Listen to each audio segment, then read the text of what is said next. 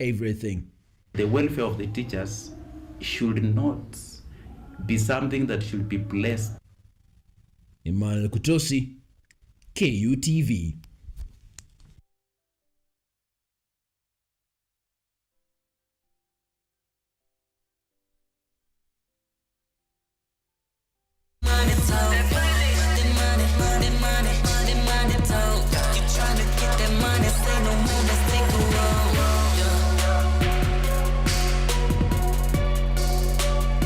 To you, many thanks for joining us tonight right here on KUTV, and specifically Biashara Tuesday, a show that keeps you informed on everything business. If you're a seasoned entrepreneur, you're starting out, you're stuck in your business as an entrepreneur, this is the right place for you. And in an age where there is AI and the digital transformation, it's also a time that we get to talk to you about what the market entails or what is out there out of your comfort zone. Welcome to Biashara Tuesday. My name is Anyango, Sylvia, and on this 17th day of February 2025, we have a lot in store for you. And this day is specifically dedicated to the young people or anyone who is interested in the technical space or technology, or what they call the online businesses. We'll be joined by representatives from Biashara, which is an AI learning platform right here in Kenyatta University that brings forth, campus students and youths together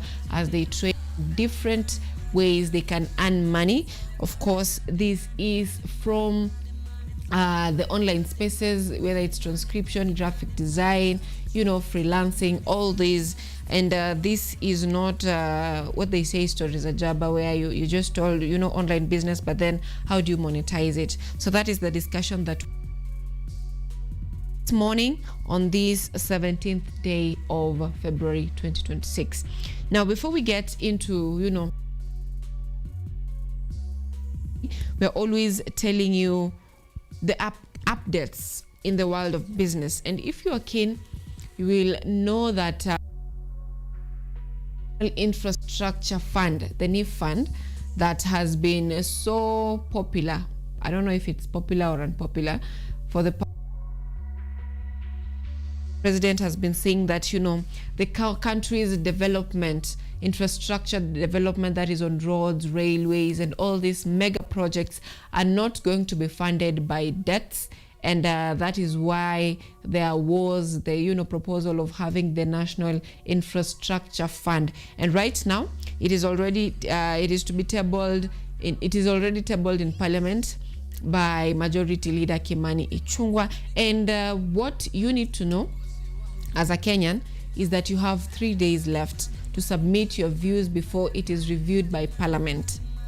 That is the National Infrastructure Fund, and it is supposed to raise around 5 trillion Kenyan shillings that will be able to support the infrastructure development, and it will be controlled, of course, by the Treasury. That is currently it is the CS John Mbadi who will be controlling it, and he will be among the board, because it will be run like a limited liability company, where it will have a board of directors. The Treasury Cabinet Secretary or a representative of the Treasury will also be part of the committee, and this is to reduce reliance on public debt and tax for infrastructure financing. Like I said, you have 3 days to submit your proposal or any changes you wish to be implemented on the bill. It's already in Parliament. That is, you have until the 20th of January, not of January, of February 2025 to look into that. Now, as we talk about the National Infrastructure Fund and the borrowing, we all know, and we'll find it in one of the newspaper, where the Retirement Benefits Authorities are saying that despite government borrowing from, the scheme, your money is still safe for that matter. That is still on matters that touch on your money. And also, last week we had a conversation on global tourism resilience in the country, and we told you that it's going to be happening from the 16th to the 18th of February 2020. So that means it began yesterday. If you were keen on news, you saw that there was the Global Tourism Resilience Tour Day, or day, that was marked yesterday at Kenyatta International Convention Center. And it's meant generally to ensure sustainability in the industry, and that is to increase, our earnings as a country, and also bolster local and international tourism. And of course, the Tourism Cabinet Secretary, Rebecca Miano, highlighted affordable financing to reduce risk in the industry, and even she proposed that the tourism sector to have a tourism resilience fund. I don't know how that is going to come forth, because of course the government is complaining of a strained budget, but we'll see how that is going to turn out with the tourism resilience fund. That is on the updates that you're having for you this morning. And of course, we have to talk of the state of our nation, and this involves going through different newspapers that you're having in the country. To set us off, we'll have the Financial Standard, and the Financial Standard are talking of securities or shares. They are talking of NSE, that is Nairobi Security Exchange, states a new plan to raise billions, and they're saying that beyond the global boom that has seen Nairobi buses market capitalization hit 3 trillion, the highest ever in the 70-year history, the government hopes to end a listing drought at the capital market. So that is on the Nairobi Securities Exchange. And if you're someone who is keen on securities, you've had a few days, that is 2 weeks ago on this show also, that's around 2 weeks ago, I told you about the ZD Trader.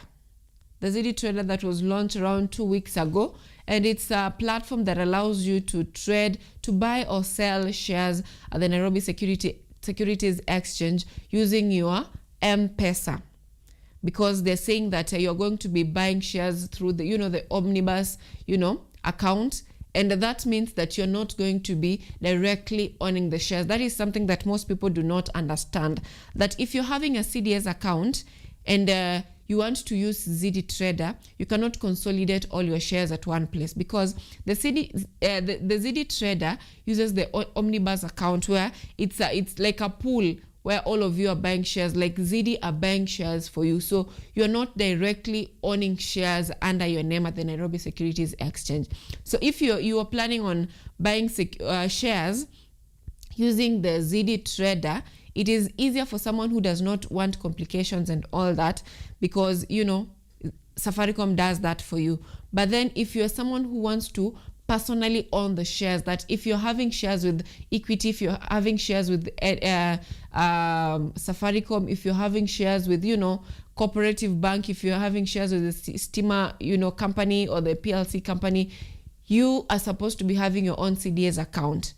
That is when you will have the shares under your name. But if you're using the ZD Trader, the shares will not be under your name. Of course, you'll benefit from the dividends and all the interest that comes with it in buying and selling of shares. But then you're not going to own the shares in your name, and this will of course cut the cost that you are always paying, around 100 shillings at least, that is paid to your broker if you are to use a CDS account. The amount that you pay when buying and selling of shares to your broker, of course, that is not there when you're using the ZD Trader. That is just a brief overview for those who are not aware of the new platform. I just briefly mentioned that you're now able to purchase shares through the ZD Trader without using brokers. But that is on that. Another story that is highlighted, just a quick one on the Financial Standard, is that audit pins Kenya Railways on SGR dollar deals. That is on the Financial Standard.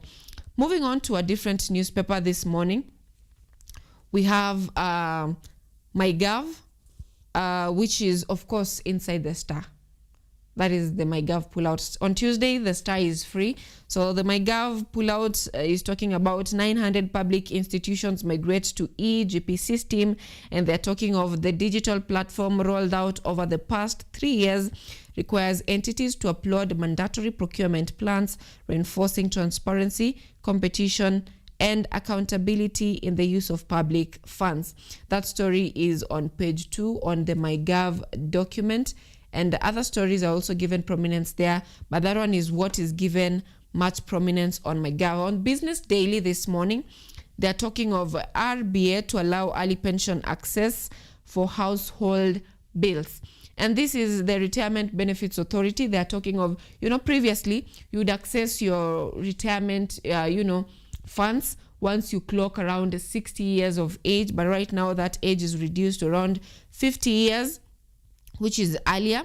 And it is a reprieve because there are people who are saying that, maybe I might not get to 60 years. But right now, the authority is saying that, beneficiaries are able to get their monies for household bills earlier than it was before. And this is, of course, to bring more people into the use of the retirement scheme. That is to promote many people to get into the scheme. Other stories given prominence on the Business Daily. They're talking of CAC ex-boss loses sacking appeal over Imperial Bank deposit. This is going to affect those who are purchasing shares under the company that is CAC.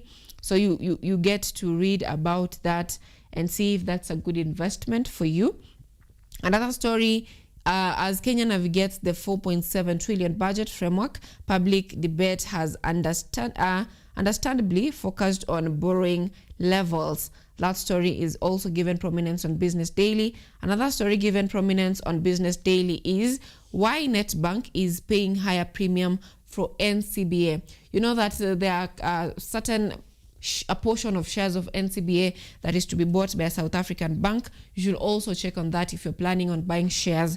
That story is also on the Business Daily. And also NSSF to cap investment in government debt. And that's what I was telling you earlier, that they're saying your funds are safe despite government borrowing, from the fund.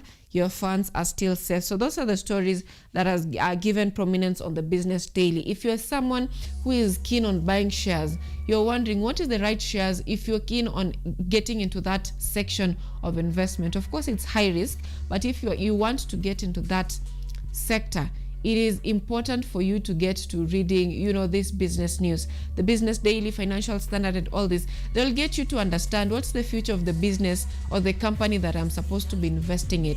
What is its future? Do I buy shares from this company, or do I, sell my shares from this company? What are the probabilities of it scaling up? What are the probabilities of it, getting bigger and better? And that means, of course, it will have better pay for your dividends and, of course, better quality of your shares. So that is important for you if you want to get into that industry of buying and selling of shares, either as an investor or as a trader. It is important for you to get that. Of course, if you're using a broker, they will probably do the analysis for you. But if you're not keen on that, it is also important for you to do that on your own. Moving on to Taifa Leo. This morning they're talking of mtihani mgumu wa Sifuna. And they're saying mustakabali katibu mkuu wa ODM atalazimika kuamua moja kati ya kubaki katika ODM, kuhama chama hicho kupambana kisiasa kivyake, kushirikiana na mrengo wa Uhuru yani katika Azimio la Umoja au Jubilee, au kuungana na mrengo wa mmoja wa viongozi wa upinzani Gachagua, that is DCP, au Kalonzo ambaye chama chake ni Wiper. So they are talking of mustakabali wa Sifuna, who is expected to make decisions whether to go back to ODM and be obedient, or join the opposition, united opposition, or join the Azimio coalition, as he earns this chance that he has of I don't know if we should call it popularity, but recently he has been pulling masses in his rally, and they're talking of he's supposed to move and harness this opportunity and make it something meaningful.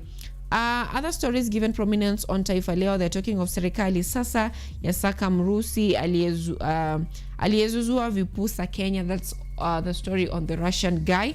And the Ministry of Gender is now to take action on the same. And, because it's a multi-nation, case, this is going to be taking some time. And they're talking of, of course, this was consensual because the ladies agreed to get engaged. Let me not say engaged. To get entangled with the Russian guy.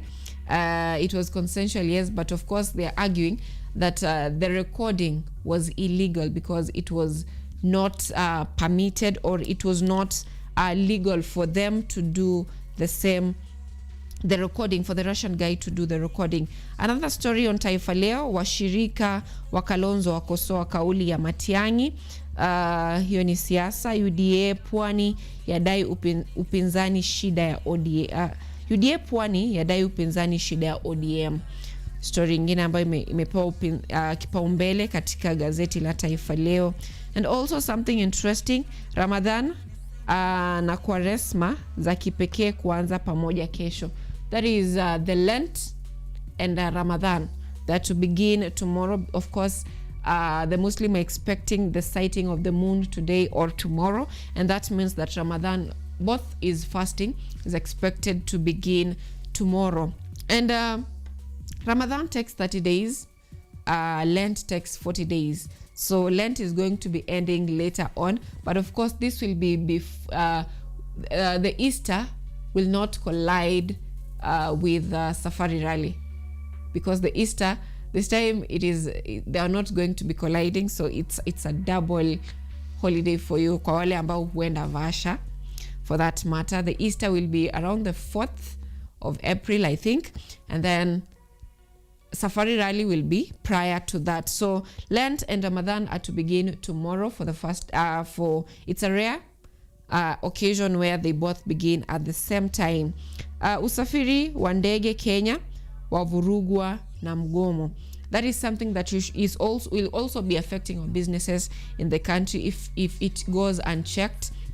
And of course, the Kenya Ports Authority workers, not Ports Authority, Aviation Authority workers, are decrying of, poor pay, lack of, their CBA is not adhered to. And they're saying that if that is not going to be addressed, it's going to be dire. And what travelers saw yesterday, or what the country witnessed yesterday, of flights being delayed for some hours and hours, and passengers in the planes, but they're rubani wanaambiwa you cannot take off because the space traffic, or something like that, is going to be worse. That's according to the authority of workers. They're saying it's going to be worse if their grievances are not going to be addressed. Kwenye spoti wanasema macho kwa Real na PSG, mechi za UEFA leo usiku. That is on Taifa Leo. Moving on to People Daily, they're talking of bribery claims rock parliament again. And this is in relation to what we had in the previous week, where we had the Council of Governors accusing members of parliament, that is the senators, of extortion, that is of receiving bribes in order to, ease on their oversight on their county funds or audit of the governors' spending in their counties. And that bribery claim is still making headlines once again. Why the fight for deputy president has intensified and what it means. You can find that story, of course, still on the Business Daily, still on politics, or not the Business Daily, the People Daily, still on politics. They're talking of Sifuna must turn popularism into purpose before it backfires. That story also on the People Daily. Now, on a different newspaper this morning, The Star, they're still talking on matters politics given prominence. They're saying Sifuna Orengo team in high stakes gamble. And that story, we have also talked about that. You can also follow it up on The Star. And on matters energy, they're talking of Wandai rules out Siaya governor bid to vows to campaign for Ruto in 2027. That is an interesting story because, previously we had the ODM saying we are lending the government experts, but right now it's turning to a full support of President William Ruto's second term re-election bid. That is on the Star. Moving on to the Daily Nation. The Daily Nation are talking of in bed with goons. That is in relation to what was witnessed in the country on Sunday.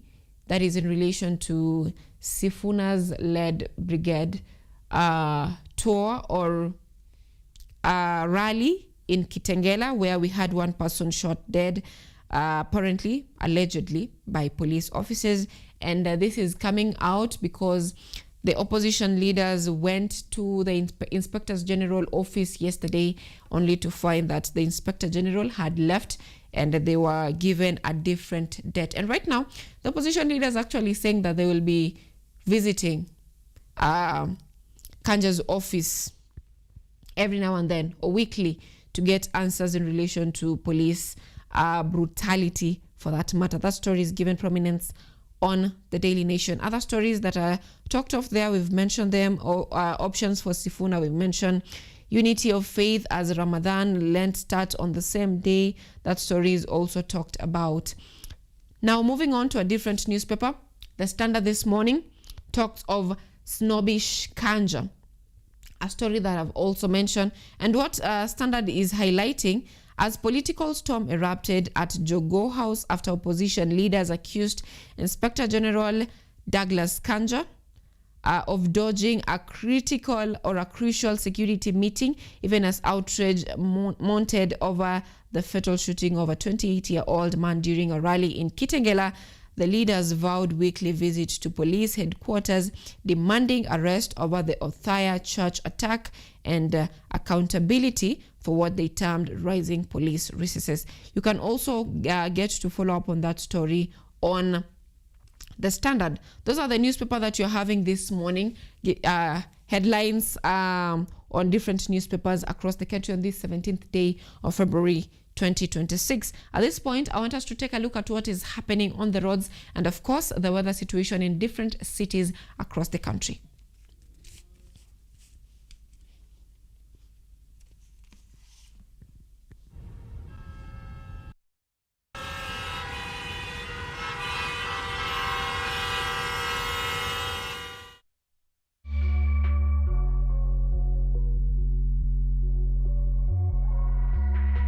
It is 54 minutes past the hour, and the hour I'm talking about is 7 a.m.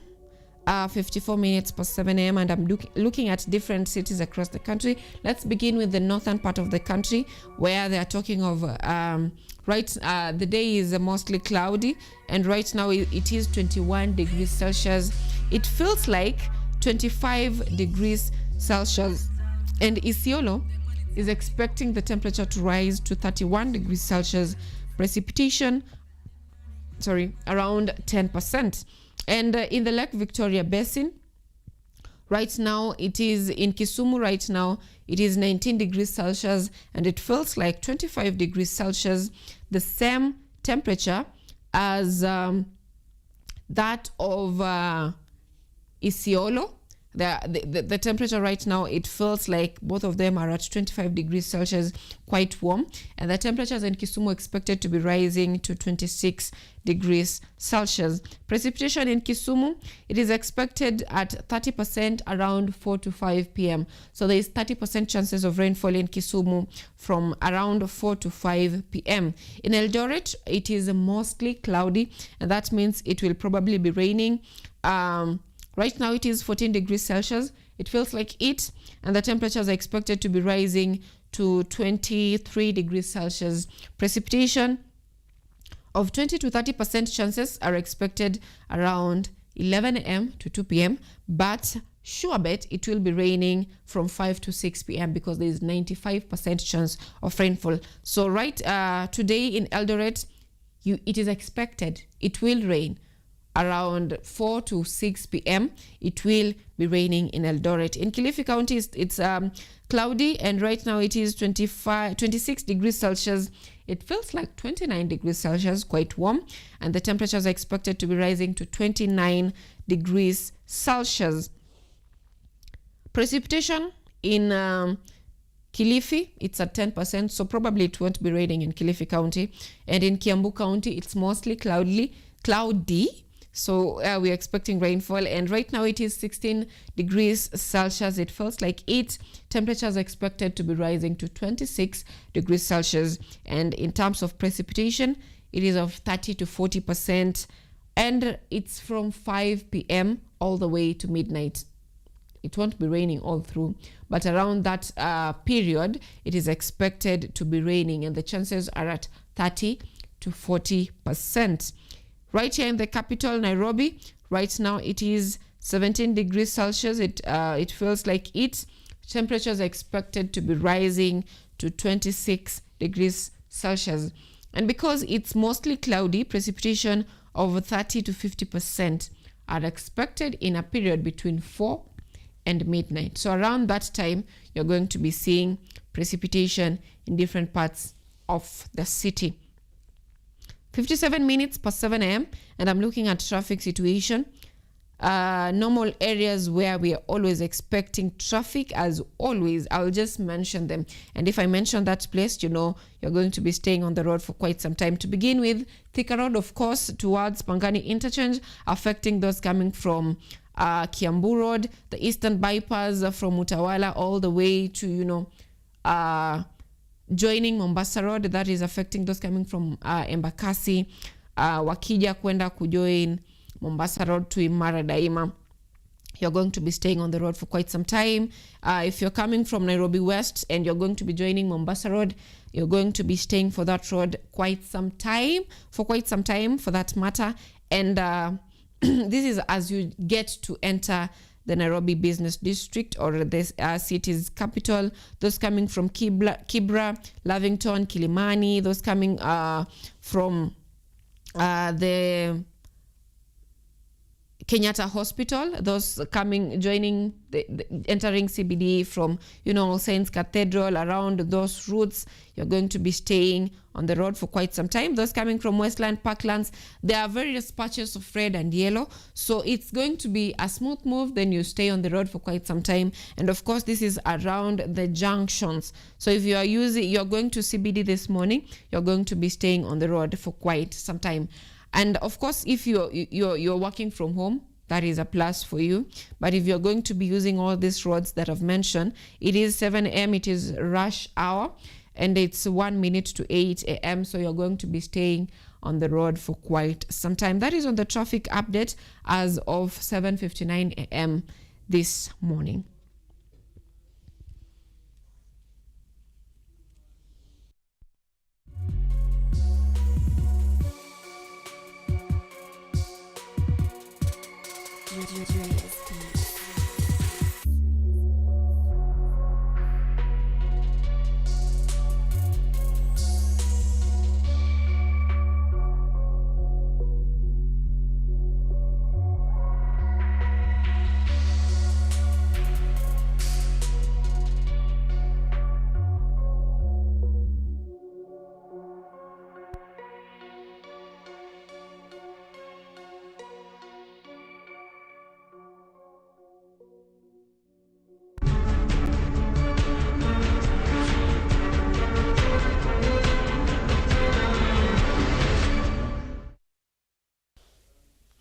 All right, now this point, it's time to get you informed on what is shaping the world of news in the country this morning. And of course, we'll begin by a story that we've mentioned on the newspaper, where the United Opposition Leaders, led by Democratic for Citizen Party, DCP leader Rigathi Gachagua, and Wiper Patriotic Front leader Kalonzo Musyoka, yesterday visited Vigilant House seeking answers from Inspector General Douglas Kanja over escalating tensions with the authorities. And as Ateng Kanagunda reports, the IG and his deputy were no show to receive them, but the opposition leaders have vowed to make regular visits until they are granted an audience. It was a blow for the United Opposition Leaders, who today marched to the Inspector General of Police offices in Vigilant House after they were denied access to meet the IG. Led by DCP leader Rigathi Gachagua and Wiper Patriotic Front leader Kalonzo Musyoka, the leaders sought a report on investigation concerning the attack of Gachagua in Witima Church, Othaya, Nyeri County, during a church service.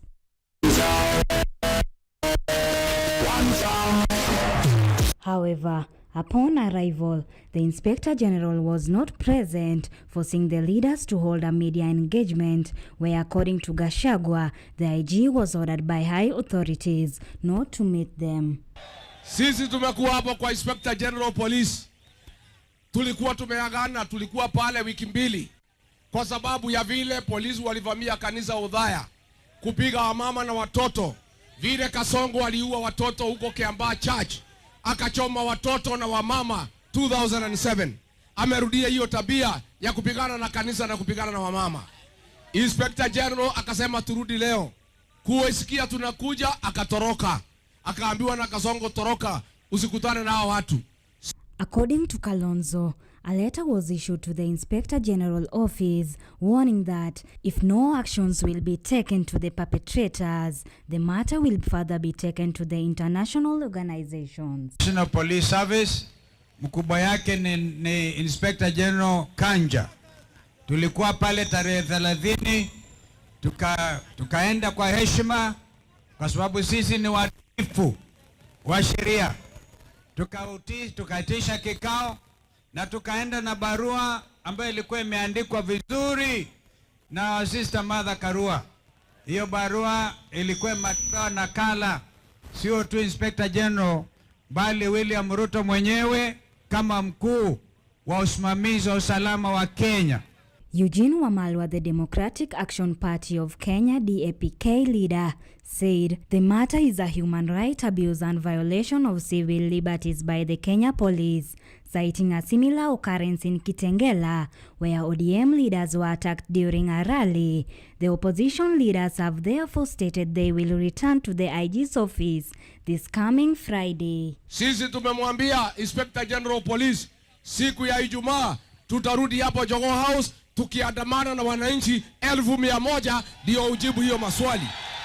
Leo tutaka tuambie Kanja tukiwa Nairobi, IG Kanja, you can run but you cannot hide. Wewe kimbia lakini you cannot hide from accountability. Wewe kimbia lakini utaajibika kwa Wakenya kwa madhambi mliofanya kule Othaya, kudhulumu wanawake na watoto kanisani. Lazima wewe na maafisa wako mwajibike. Following the attack of Sifuna's meeting by the police in Kitengela, the opposition leaders are now looking forward to stop the act, calling it to be unprofessional. Atenka Negunda, KUTV, Nairobi. Now, at the same time, the identity of the man shot dead at the Linda Mwananchi rally on Sunday in Kitengela has been revealed. According to the family, the 28-year-old Vincent Ayomo met his untimely demise while he was on his way to a garage along Old Namanga Road while on his way to pick up replacement components for a project. It is reported that the bullet struck him just before 6 p.m. Nairobi Senator Edwin Sifuna has called for immediate action and compensation.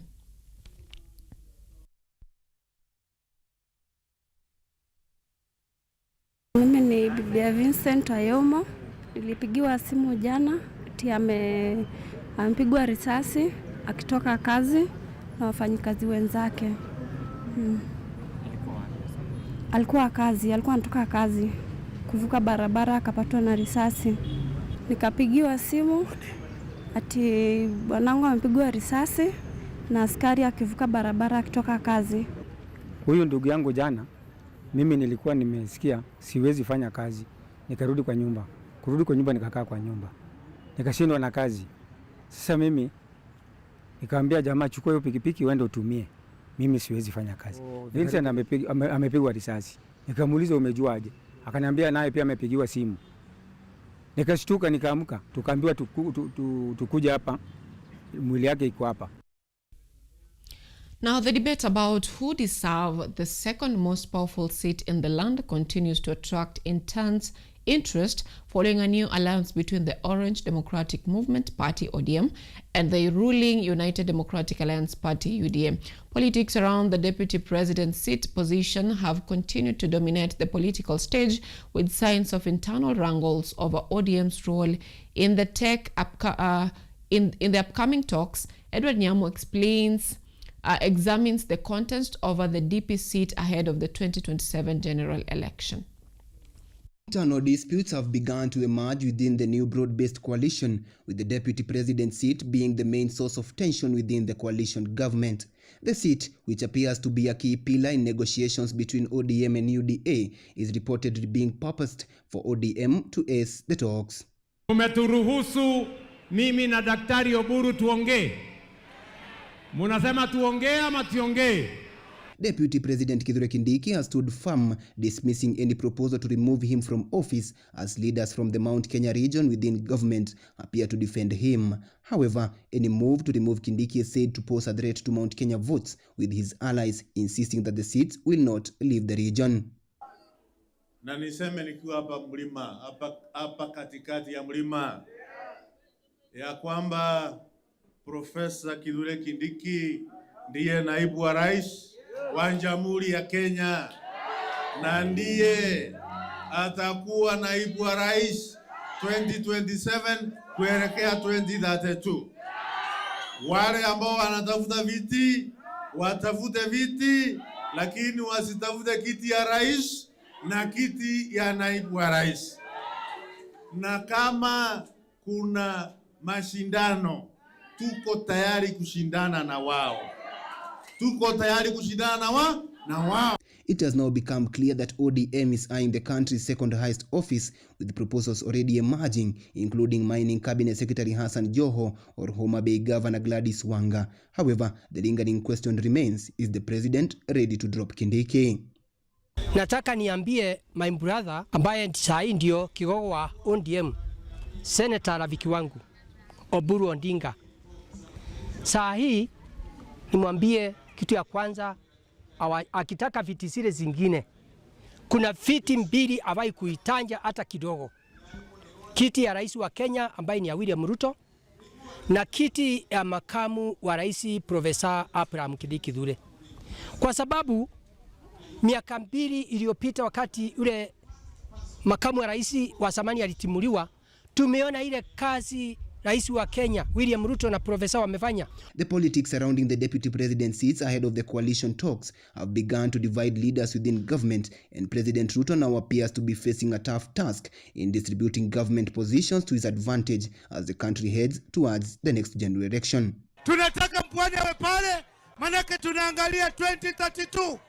Ndani 2032 tuna imani kijana Ali Hassan Joho ataunda serikali hii. Na sisi twajua Waziri Hassan Joho atapeleka kura nyingi kushinda yule deputy president yuko. Tetea Oburu, tetea, tetea, tetea chama chungwa, tetea Oburu, tetea Joho, tetea, tetea, tetea chama chungwa, tetea. Kenyans now remain spectators as opposition's politics continue to gain momentum across the country. Edward Nyamo, KUTV. Now moving on, the Speaker of the National Assembly, Moses Wetangula, has reaffirmed Parliament's commitment to protecting the National Government Constituencies Development Fund, NGCDF, describing it as a vital public resource that addresses community needs. Speaking at Pategals Secondary School, Wetangula emphasized that the fund complements county governments, empowers the local decision-making, and supports projects in education, infrastructure, and social amenities. Wetangula praised the school's academic achievements and urged leaders to safeguard initiatives that benefit learners and vulnerable communities.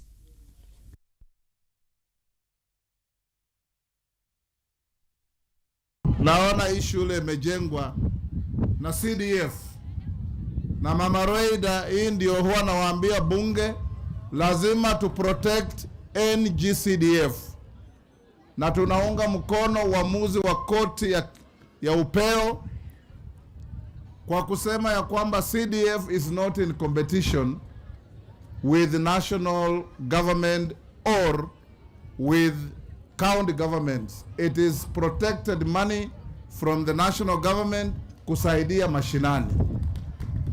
Na mimi kama spika wenu taendelea kuwaunga mkono kwa sababu bila CDF mungengojea mpaka mtu mmoja kule Nairobi afikirie ndiye akuja ajenge jengo kama hili. Lakini CDF tukiweka, tunaajia mama kama mbunge wenu na nyinyi wenyewe kuamua ni nini mnataka kujenga. Nataka kuhakikisha CDF uchumi ikikua, CDF pia inapanda, ili tuje tutengeneze classrooms kama haya. Now, normal operations at the Jomo Kenyatta International Airport, JKI, were brought to a standstill due to worker strike in the aviation sector, led by the Kenya Aviation Workers Union, KAU. The Kenya Airports Authority, KA, has confirmed delays in several departures and arrivals, while major airlines have warned passengers about schedule changes. The dispute arises from a labor standoff between the Aviation Workers Union and the Civil Aviation Authority of Kenya, with the union pushing for salary reviews, implementation of collective bargaining agreements, CBA, and permanent positions for contract employees.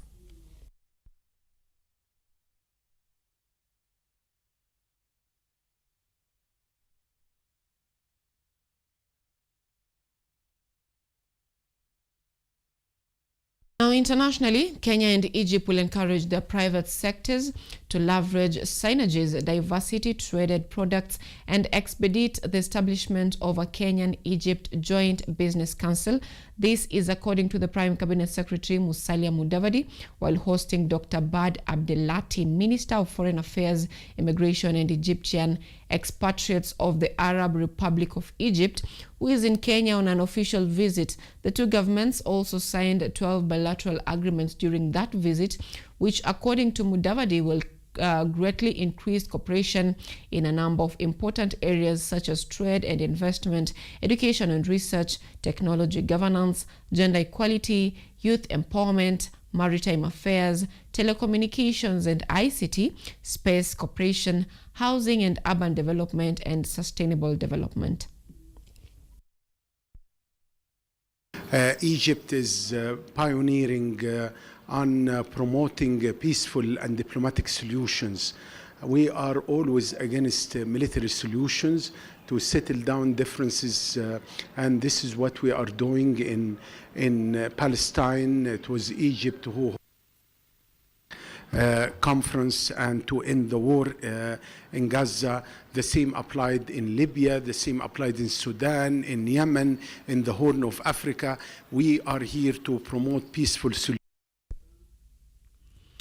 Now, tourism resilience took center stage in Nairobi as Kenya hosted the 4th Global Tourism Resilience Day at the Kenyatta International Convention Center, with stakeholders pushing for stronger policies, regional collaboration, and innovation to caution the sector against climate shocks and global crises. Edna Nerea reports from KCC.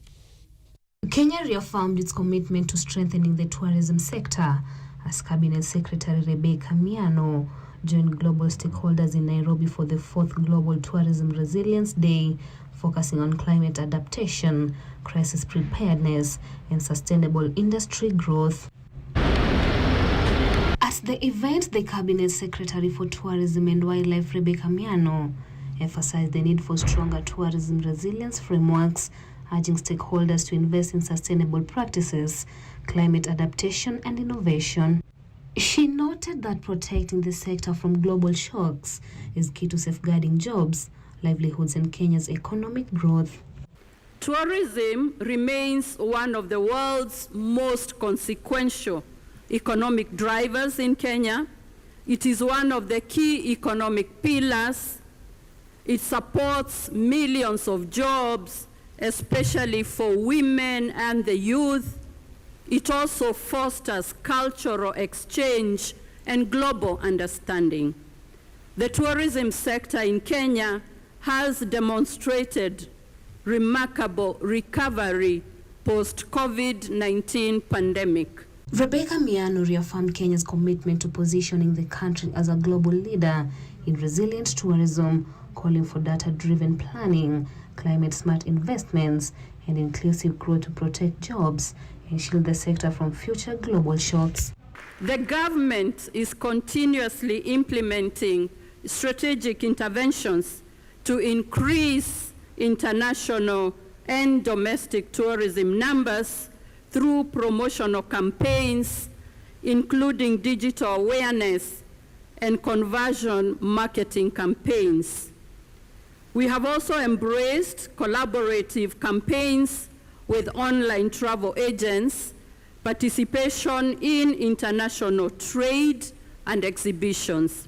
Speaking at the 4th Global Tourism Resilience Day in Nairobi, Edmund Bartlett, Jamaica's Minister of Tourism, urged governments to institutionalize tourism resilience through research, sound policies, and crisis preparedness framework. The private sector strengthens continuity and crisis response. Communities deepen safety nets and local linkages. Universities drive research, training, and innovation. Young people see tourism not only as employment, but as a future, skilled, modern, and resilient. This day is not about ceremony. It is about capability. It is about standards. It is about systems. And it also strengthens South-to-South cooperation, because the global South cannot afford to confront global risk in isolation. Leaders at the forum pledged concrete action to entrench resilience in national tourism policies, warning that without urgent climate adaptation and crisis preparedness, the sector risks severe disruptions that could undermine livelihoods and global economic recovery. Edna Nerea, KUTV, Nairobi. Now, still on tourism, hotels in Mombasa are turning to body and mind wellness services to attract a new generation of travelers. The hospitality sector along the coast is entering a new phase of transformation as hotels focus on wellness, offering that appeal to travelers seeking relaxation and better health.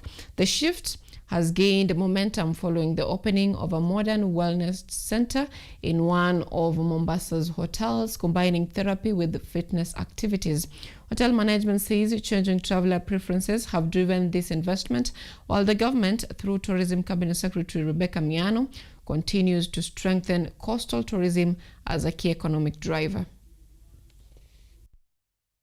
What this entails, or the essence of fitness, is about wellness. When the guests travel to our facility, we usually give them, or we give the essence of the fitness. Here we take our guests along to the fitness studio where we do the health and wellness training, which entails or includes weight training, Zumba, aqua aerobics, beach jogging, beach walks, and also even outdoor activities. So this one will make them healthy. So for me and my friends, one thing that is very important is that we have to go and spare one day just for ourselves, our bodies, to get back our energies. See that there's a lot of demand for that currently, with the current scenario where people want to travel but also want to look at not just spending time on the beach or immersing in a cultural activity, but as well as looking after their wellness. Now, African women and children must be empowered to realize their full potential. This, according to First Lady Rachel Ruto, who was speaking at the 30th Organizational Conference in Addis Ababa, Ethiopia. According to Rachel Ruto, president of the African First Ladies for Development, FLAD, women around the continent have shown remarkable fortitude in the face of conflict and climate change, noting that despite Kenya's location in the equatorial belt and the fact that some areas receive enough rainfall, 80% of the nation is categorized as desert and semi-arid, dry terrain, rendering it extremely susceptible to climate shocks and food instability. The story of the African woman remains consistent to this day. Resilience is not accidental. It is cultivated. It is protected. It is led. If we fail Amina, Naserian, and their mothers, then the offices we occupy and the titles we carry become hollow echoes. Our true legacy will not be written in declarations, but in whether these girls grow into women who are educated, safe, economically empowered, and able to shape a sustainable future for their communities.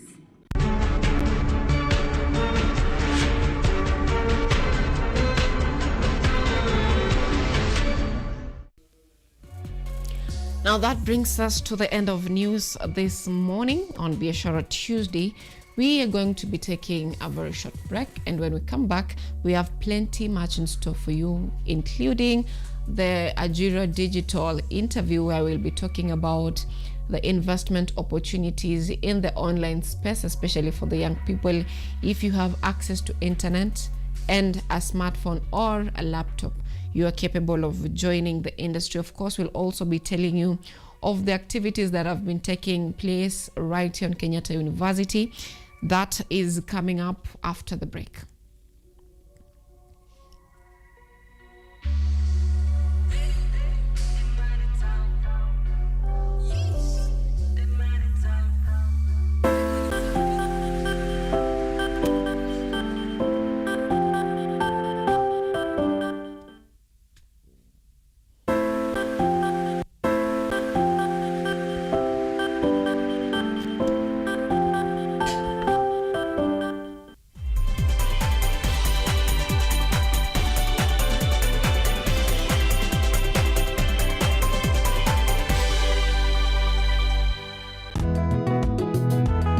Msimu mpya, uso mpya, nguvu mpya, bila shaka na ari mpya. Lakini dhamira ni ile ile: kuboresha kilimo kwa maisha bora.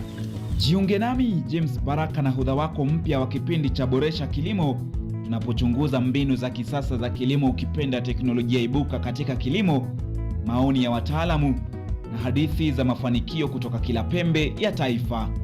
Kutoka kwa wakulima wadogo hadi biashara za kilimo zilizostawi, tunakuvika maarifa na suluhisho kamili, si tu za kuongeza mazao yako, bali pia kuimarisha maisha yako. Kila Jumamosi saa 6:30 na Jumanne saa 4 asubuhi, usipitwe na baraka za Boresha Kilimo, nami James Baraka, hapa hapa KUTV. Miti miti, panda panda, miti miti. Our planet's future is in our hands. However, there is a threat to the brightness of this tomorrow. On EarthCheck, we share the challenges, the solutions, and the hope. I would call this a very momentous day, a very critical day. Every episode, every story, every step we take creates a ripple. Join me, the environmentalist Emmanuel Kutosi, on KUTV every Wednesday at 8 p.m. and be part of EarthCheck. Welcome.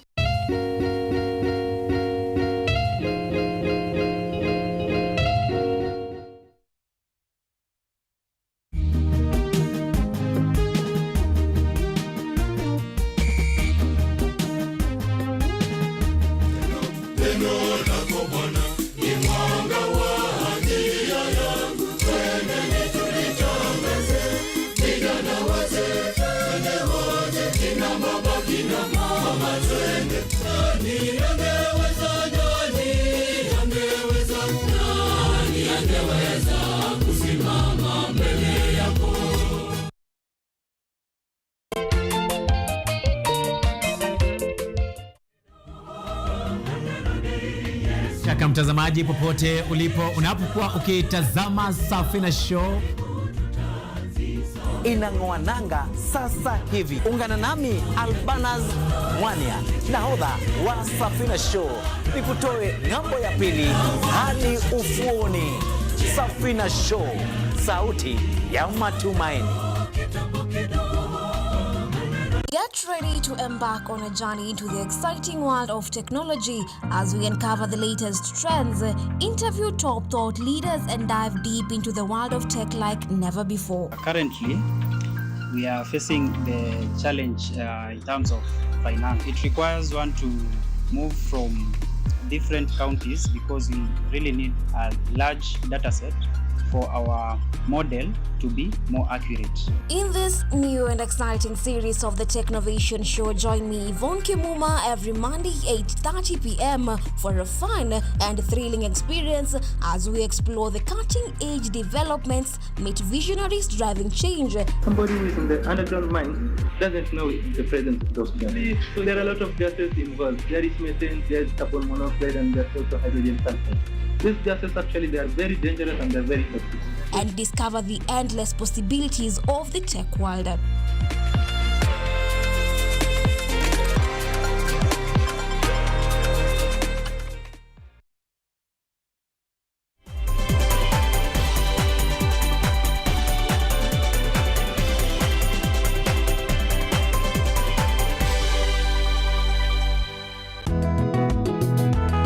Msimu mpya, uso mpya, nguvu mpya, bila shaka na ari mpya, lakini dhamira ni ile ile: kuboresha kilimo kwa maisha bora. Jiunge nami James Baraka na hodha wako mpya wa kipindi cha Boresha Kilimo, tunapochunguza mbinu za kisasa za kilimo, ukipenda teknolojia ibuka katika kilimo, maoni ya wataalamu na hadithi za mafanikio kutoka kila pembe ya taifa.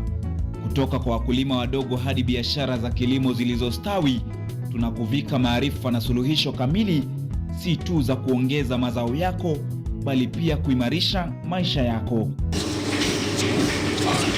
Kila Jumamosi saa 6:30 na Jumanne saa 4 asubuhi, usipitwe na baraka za Boresha Kilimo, nami James Baraka, hapa hapa KUTV. Miti miti, panda panda. Our planet's future is in our hands. However, there is a threat to the brightness of this tomorrow.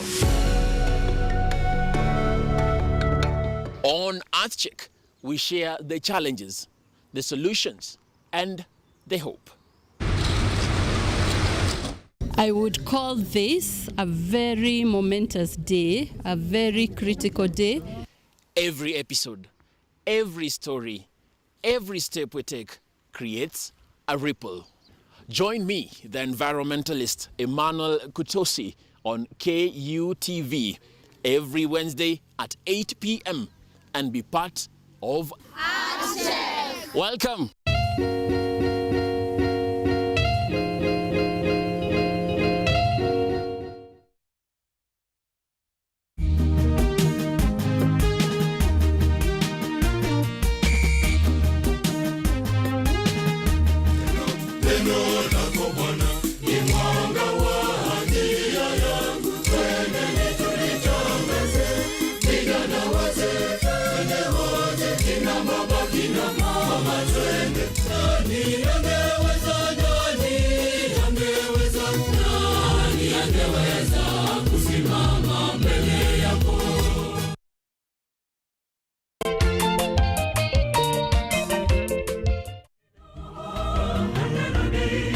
Kaka mtazamaji, popote ulipo, unapokuwa ukitazama Safina Show, inang'oa nanga sasa hivi. Ungana nami Albanaz Mwania, nahodha wa Safina Show, nikutoe ng'ambo ya pili hadi ufuoni.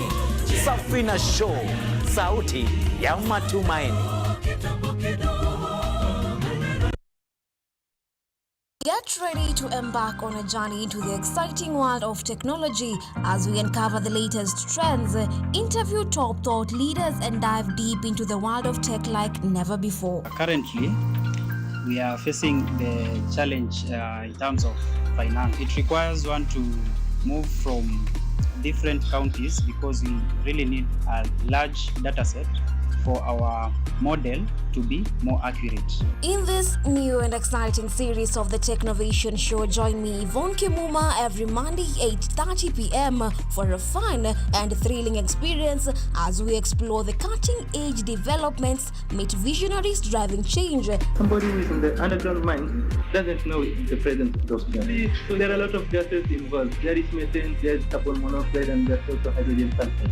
These gases actually, they are very dangerous and they're very toxic. And discover the endless possibilities of the tech world.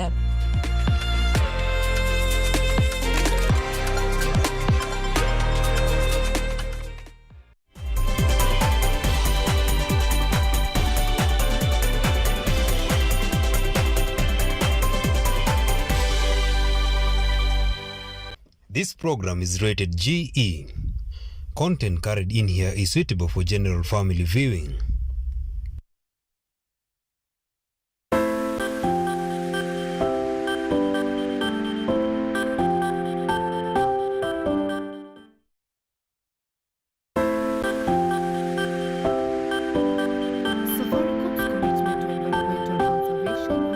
Taken root at Kenyatta University. Through this partnership, the two institutions have embarked on a mission to plant 5,000 trees within the university's 1,000-acre piece of land, 500 of which are fruit trees. Representing the Vice-Chancellor, Professor Paul Wainaina, Deputy Vice-Chancellor for Research, Innovation and Outreach, Professor Caroline Thurua, emphasized the importance of the initiative in helping the university achieve its sustainability goals.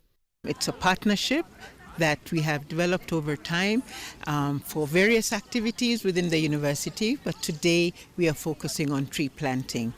Today we have a target of planting 5,000 trees, and it is interesting because our target for this year is actually 130,000 trees, and therefore this will make a major step towards helping us to achieve our targets. We have already had several other sessions of planting trees, several other days, and therefore this is part of helping us to move towards achieving the target. Safaricom continues to champion environmental conservation through various partnerships across the country, focusing on biodiversity restoration and aiming to plant 5 million trees by 2030.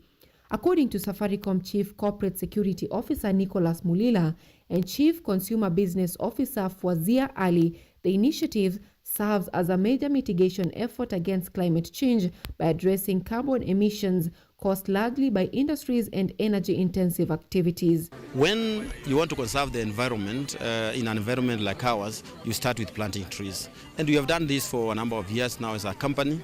Today, we have planted over 2 million trees in collaboration with Kenya Forestry Service. And the reason we are doing this at Safaricom is because we want to become net zero, a company that's generating net zero into the environment by 2050. And we're doing this in two ways.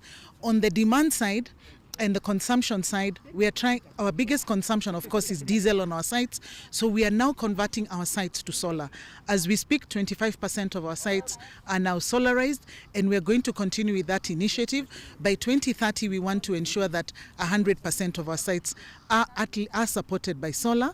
Secondly, we also make sure that how we've built the offices, we are also trying to conserve energy. So we have lights that have motion sensors that only come on when people are in the room, and during the day we have natural lighting. However, the program faces challenges, including the impacts of climate change, limited access to partners, and shortages of quality seedlings. To improve tree survival rates, Safaricom has developed a digital app that monitors the growth of each tree planted. We just have to find a way, because the rains are not coming in the way that we were expecting. So it's about finding a way in which we can plant the trees in the October season so that it very much coincides with the April season. By the time we get to the long rains, the trees that we have planted now have a much higher rate of survival. But in that period between October and April, where there is requirement for substituting with water, that's why we have to plant them close to community so that the watering can continue. Despite the hurdles, Mulila assured that this partnership marks just the beginning of deeper collaborations with the university. Anyango, Sylvia, KUTV. gender-based violence. The Reformation Community KU chapter today concluded the 16 days of activism against gender-based violence with a campus forum where Professor Judith Wahudo, the Director for Gender Equity and Empowerment at Kenyatta University, stressed that universities must strengthen leadership pipelines. Wahudo warned that persistent institutional gaps are slowing progress in tackling gender-based violence. We have to look into systems, even consult people from outside to help us come up with a data sharing agreement. Now, this same data sharing agreement has been adopted by the university to use when they are working with other partners. So in other words, we are saying that you need to have a bit of resilience in what to do as a leader. Otherwise, you can ban the nation, you can ban the institution, you can ban this university if you don't.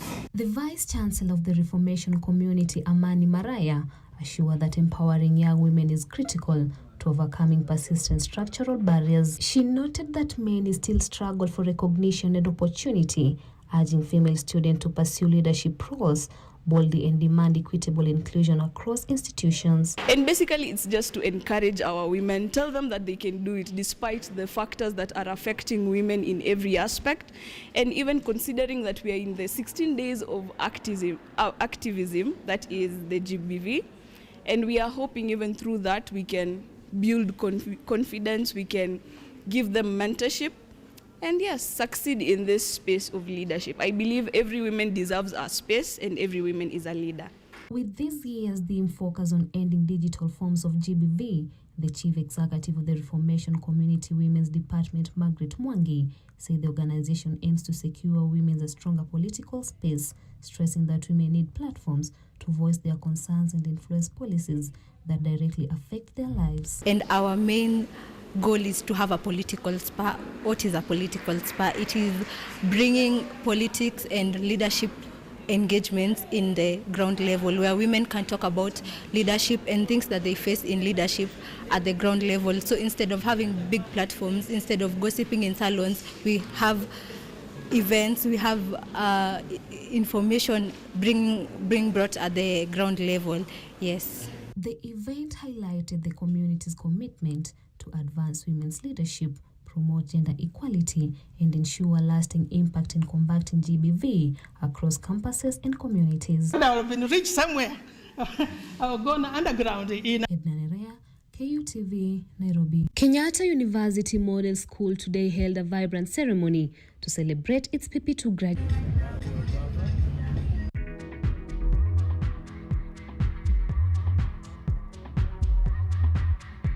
Thank you for joining us here today. So this year's Nairobi International Trade Fair finds us here at the KU stand, where we have been talking to a couple of exhibitors at the KU area, covering things that are happening within the Nairobi Trade Fair in itself. So the theme this time round is promoting climate smart agriculture and trade initiatives for sustainable economic growth. And we are going to be talking to quite a number of inventors and exhibitors at the KU stand. So please stay tuned as we talk to them about what they're doing, what are they learning, how they fit into the theme of this particular time.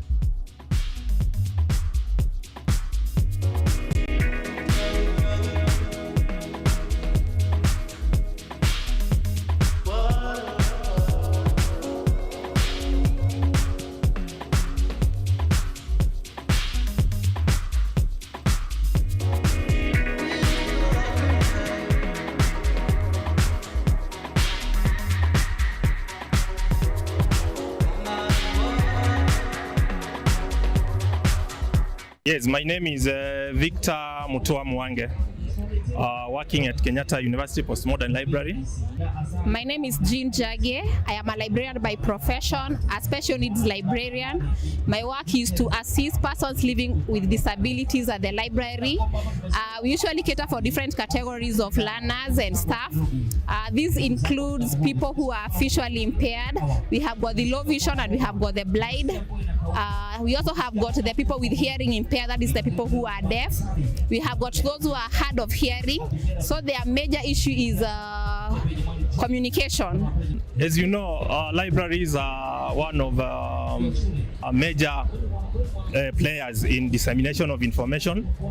And here at Nairobi Show, we have come to showcase inclusivity in access to research of information, especially our aim being including those who are physically disabled.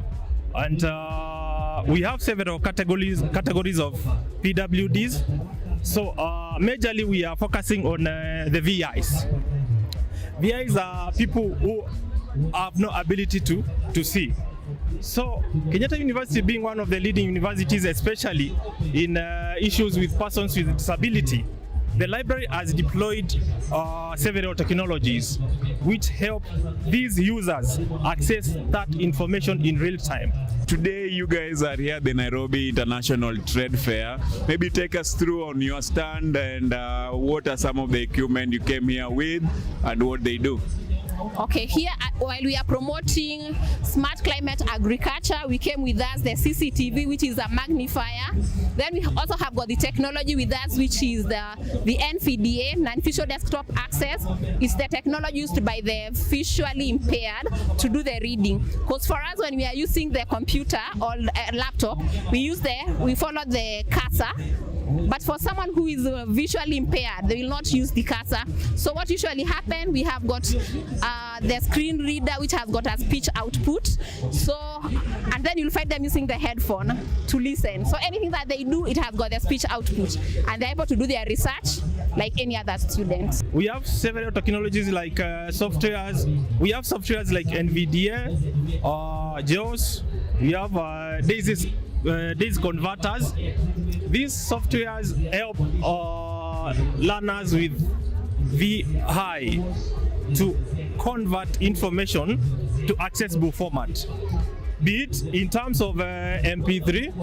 Also, we have what we call the DAISY converters, which also helps these users to be able, like another normal person, to access that information. We have come to sensitize researchers, farmers, policymakers, and the public in general on how they can access information using these technologies, which Kenyatta University has deployed. And we have those technologies in the library, so we are encouraging people out there to bring their children to Kenyatta University so that they may come, especially those who have issues with VI, so that they may come and use the technologies we have to be able to access that information we have. I'm Catherine Modoni Masharia. I work at the Center of National Phytotherapeutic Research Center, which is located within Kenyatta University. I work there as a microbiology analyst. I'm involved in microbiology analysis, checking for contamination of our products with microorganisms like bacteria and fungi, and also checking for the efficacy of the product. Thank you. Thank you. My name is Martin Kinyanjui, and I work as an analyst at NPRC. And my main work actually is to do quality assurance in terms of chemical analysis of herbal materials. The herbal materials industry in Kenya and in the world is thriving and it is big. But what we lack in the country is actually what we call regulation and standardization. So NPRC comes in terms of, in this space, to ensure that we have quality control of herbal materials, and also to ensure that whatever we are consuming in the market is good, because we've got so many players in this industry. We've got herbal medicine practitioners, we've got actually also other business people who are actually processing herbs, but are we sure that we are consuming the correct thing or safe material? So we are coming in with a facility whereby they can be able to test their material to check for the safety and efficacy of these herbs and ensure that whatever goes to the market is good.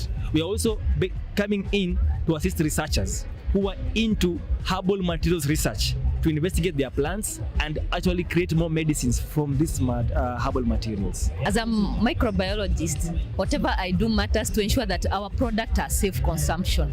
Because if the products, the way the products are processed, in the terms of handling, it involves grinding, drying, they're exposed to so much contamination with microorganisms like Staphylococcus aureus and Escherichia coli, which are common pathogens that you get from our herbal products, our raw materials, and our finished product. So that's the reason why I work there as a microbiologist, to ensure that they are safe for consumption of our clients. The work you guys doing at NPRC and this year's theme, how did it relate? The way it's relating, one of them is creating employment, because for example, we produce frankincense, which is mostly found in semi-arid areas. These are marginalized communities, whereby getting a chance to get employed are very minimal. So by going there to get some of them to be involved in this project, we are creating employment, and also we are helping them to generate income. So it helps, our innovation will help some of the communities and some of the members to earn income, and also to generate, to give employment. So this year's theme talks about climate resilience and also economic empowerment. Herbal materials and what we call like the herbs that are actually common. Some of them, if not most of them, are actually resilient crops, and they are able to adapt well to harsh climates. So, like my colleague here said about frankincense, among other herbs, these crops, if we are able to enhance and also maybe to encourage farmers to adapt and plant these herbs, these crops are able actually to survive harsh climates, and then they can be able to value add and make products out of them, and therefore we shall be doing what we call economic empowerment. So by embracing herbal materials, we are able to solve the issue of climate resilience, and also climate change, and also to ensure that we are adding value to the economy by actually making products for the market. After the International Trade Fair, what is next for you guys at NPRC? What will you be doing? What other research work are you guys carrying out? What the main project that we have right now, we want to commercialize our products so that they can be available in the market, and that's why we are collaborating with Kenya Bureau of Standards so that we can get certification, and we can be able now to commercialize our product that we have produced after research in the center.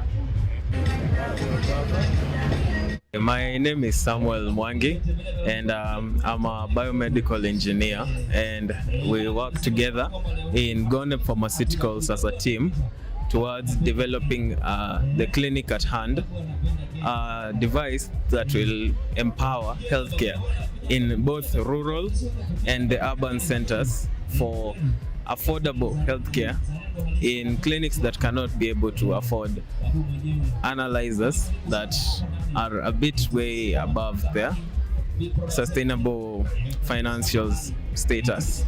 How does Clinic at Hand work? So Clinic at Hand does kidney tests, liver tests, and enzyme tests. It can be able to identify whether you have healthy kidneys and livers by doing tests, and it takes less than 15 minutes to do a full test. The Clinic at Hand, it works by taking the sample of the patient, you mix with the reagents, and you put into the device, which can help you determine the condition of the patient. It will give you the concentration, and as the pediatrician or as the specialist, you'll be able to identify the condition based on the concentration levels you get in the results. It also comes with an incubator for heating up or warming up the reagents, and a centrifuge that is also portable. It comes with the device all in one go. So Clinic at Hand, its goal is to empower every healthcare facility and the people. We've seen so many people who have been diagnosed way later just because they could not be able to access the healthcare services they need, since they are expensive. And with Clinic at Hand, it will make the device and the healthcare service available to many people, since it is cheap and affordable, And on top of that, it can even be used in rural areas, and in case you move from the healthcare facility to another location, it is portable, so you can move with it and do tests as you go. Jina langu naitwa Daktari Hamisi Babusa. Mimi ni mhadhiri katika Chuo Kikuu cha Kenyatta katika idara ya mawasiliano na teknolojia ya elimu. Lakini nimekuja hapa na kwenye kibanda cha Chuo Kikuu cha Kenyatta hapa kwenye maonyesho ya ukulima na biashara, na nimekuja na runinga inaitwa Babusa TV, ambayo ni runinga inayofundisha watoto kuanzia chekechea hadi grade ya 5. Inawafundisha na kuwaelimisha na kuwaburudisha kupitia nyimbo za Kiswahili na Kiingereza. Naam. Mbona ulikuwa na hisia ya kuanzisha Babusa TV na kufanya kazi na wanafunzi ama wa vijana wadogo? Naam. Niliona hivyo kwa sababu niliona wakati mtaala wa umilisi ama CBC ulipoanzishwa, wanafunzi wanaambiwa waende watazame mambo kwenye mtandao, lakini huko kwenye mtandao hakuna mambo vifaa vya elimu ambavyo vimewekwa ambavyo vinaweza kuwasaidia vingi. Ndio nikaanzisha hiyo runinga. Runinga nyingi za watoto ni za wazungu, Cocomelon, Dave and Ava na nyingine nyingi tu, na ile nyingine kuna nyingine ya ndugu zetu wa Tanzania inaitwa Akili Kids pia nayo, lakini haitimizi yale mahitaji ya huo mtaala wa CBC kwa sababu ya zile mada. Hasa nikaona hapo kuna changamoto, nikaona acha niingilie na nijaribu kutatua hiyo changamoto kwa kutunga nyimbo ambazo zinafuata mada za mtaala wa umilisi. Mada zile unachunguza katika Babusa TV ni aina gani na unaendaje katika kuvumbua ama kucreate the same? Hizo mada nazipata kwenye mtaala wenyewe. Naangalia zile mada kwenye mtaala na vile vifaa vya ufundishaji. Hasa kila mada nakaa chini alafu natunga wimbo. Nikitunga wimbo nachukua watoto, tunaenda studio, wanaimba. Wakimaliza kuimba na wachukua tena, tunafanya miondoko, namna ya kuondoka, alafu tunaita kamera zenu zinakuja zina rekodi namu, alafu video inatoka. Mimi kusema kweli, mimi ni mwanamuziki. Nilipokuwa mwanafunzi Chuo Kikuu cha Kenyatta zamani, miaka mingi sana iliyopita, pengine ulikuwa hujazaliwa, nilikuwa mmoja wale wanabendi wa ile ilikuwa inaitwa bendi ya chuo kikuu. Nilikuwa mmoja hao wanabendi na tulipiga muziki sana miaka mingi sana, na nilikuwa pia napiga muziki na bendi za nje. Nilipiga kabisa miaka mingi nikisoma shahada ya kwanza mpaka nikamaliza, nikaanza shahada ya pili, nilikuwa napiga tu muziki. Sasa nina ujuzi wa kutunga nyimbo, mimi ni mshairi, kwa hivyo nachanganya ushairi na ujuzi wa kutunga nyimbo, lakini sijasomea muziki. Natumia tu ujuzi na naenda studio na natunga na watoto wanaimba na tunaziachilia. Na napenda mambo ya watoto, lakini pengine naweza kusema ya kwamba pengine nimekuwa tu kimwili, huwa najihisi ndani ya moyo mimi bado ni mtoto mdogo kama yule wa chekechea. Sasa nafikiri ndio sababu unaona naweza kutunga nyimbo ambazo zinafaa. Ili kushirikiana watoto lazima wewe mwenyewe ujifanye mtoto, uweze kuelewa vile wanavyofikiria, wanavyofanya mambo. Ukifanya hivyo tu mtaelewana vizuri sana, hawana shida watoto. Ndio kuna utundu wa hapa na pale, lakini ukijifanya mtoto, hata wewe utaujua huo utundu na utachukua hatua chini ya maji na utauzamisha ili waweze kuimba. Kwa hivyo kuna changamoto za hapa na pale kwa sababu unajua watoto, lakini ukijifanya siri ni kujifanya mtoto tu ili uweze kuingiliana na wao, ujue tabia zao, watoto wanafanyaje mambo haya, wanatembeaje tabia. Ukielewana nao watafanya kile unachotaka na utatoa muziki vizuri. Miaka 5 ijayo natarajia Babusa TV itakuwa mmoja wapo ya runinga ambazo zinaongoza Afrika nzima, hasa katika Kiswahili. Runinga ya watoto itakuwa nafasi ya kwanza, itakuwa kwa DSTV na mitandao yote ambayo inatumika runinga itakuwa hapo, na itakuwa inacheza kwa muda wa masaa 24. Muda wote ukifungua utapata Babusa TV na inacheza pale mambo ya watoto, kama ni mambo ya hadithi nini, itakuwa pale mpanapo majaliwa. Amin. My name is Monje from Eagle Group Automation. It's a startup within Chandaria Innovation Center within KU main campus, the Kenyatta University main campus. And our innovation is towards the aspect of embedded system and IoT. Embedded system, maybe to put it in a layman's language, you've heard of something called a motherboard for computers and radio. So we create such kind of boards. In scientific term, we call them the printed circuit boards. You hear people say PCBs.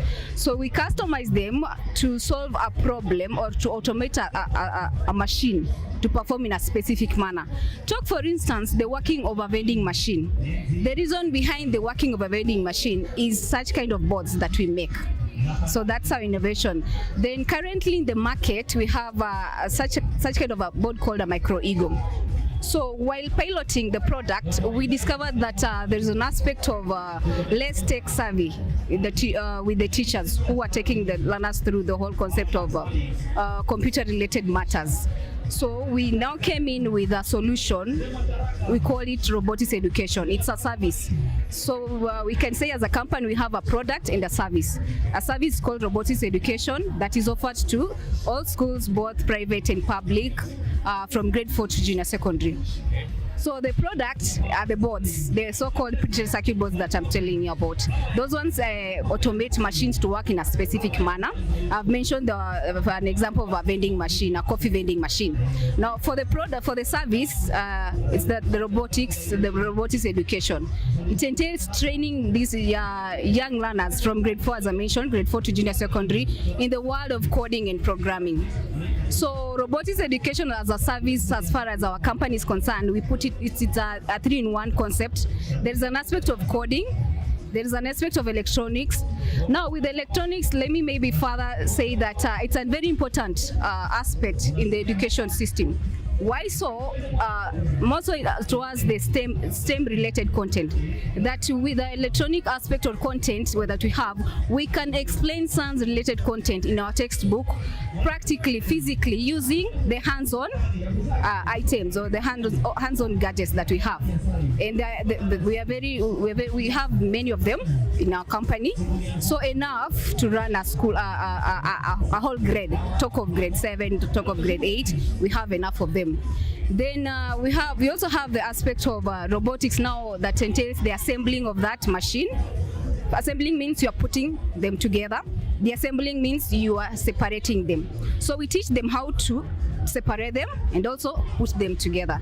Then at the end now tell them or guide them through the understanding of the relationship between the hardware, which is the components of the robot, and the software, their coding. In terms of service, we plan that we reach all schools because it's relevant in the current curriculum. We went through the curriculum in terms of the content, more so the pre-tech. I went through the pre-tech textbook, and then surprisingly, the government also input the aspect of visual programming. But as I mentioned earlier, that most teachers have got less knowledge as far as that is concerned. So yes, so that's why we came in, and we looking into the future. We hope that most schools will appreciate the concept and welcome us on board to help them drive this concept of coding and programming across the lives of our students in school. In relation to the theme, as far as our innovation is concerned, we are inclined towards the trade initiatives. That with our innovation, more so the service, the robotics innovation, we have managed to create employment. So we are trying to curb that aspect of unemployment to the young graduates who don't have jobs or who are yet to land a job opportunity. We give them chance to go to school so long as they have that skills. So the skill of teaching or the skill of ability to relate to the learner and try to disseminate knowledge in a simplest way possible for the learner to understand. So we have managed to give job opportunities to a number, which aligns with the today's theme, that the aspect of the trade initiatives to curb or to increase the economic growth of a country. So our company it's called EGO, EAGO. You type that on Google, it will direct you to our website. We have all our addresses, including to the direction to our office. The aspect of Google Maps will direct you to Chandaria, to a specific office. My name is Gidraf Joraga. I'm an electrical engineer from Kenyatta University. Here I came with an affordable laparoscopy training kit. Basically, these are devices that are used by surgeons to train other surgeons.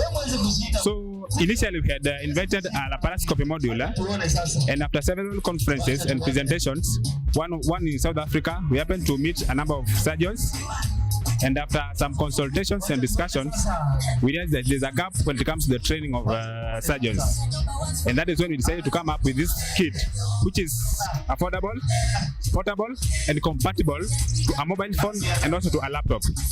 So the one that is currently in the market, it's quite expensive, and it is actually not manufactured in Kenya. It is imported from China, which goes for around $1,000 or more. And the current product that we have goes for around $150, which is quite cheap, and it is also compatible with a phone. You cannot be able to use a phone or also a laptop. The one that is currently in the market, you cannot be able to use a laptop or a phone. So it becomes very difficult for a surgeon to train in remote areas. Basically, it is a scope. It's called a laparoscope, which has a camera and a light at the tip. So the surgeon is able to adjust the light intensity to be able to view whatever he wants to train on. So basically ours is on purely on training, not on a medical procedure. It is purely on training. How is it relevant to the particular theme this year?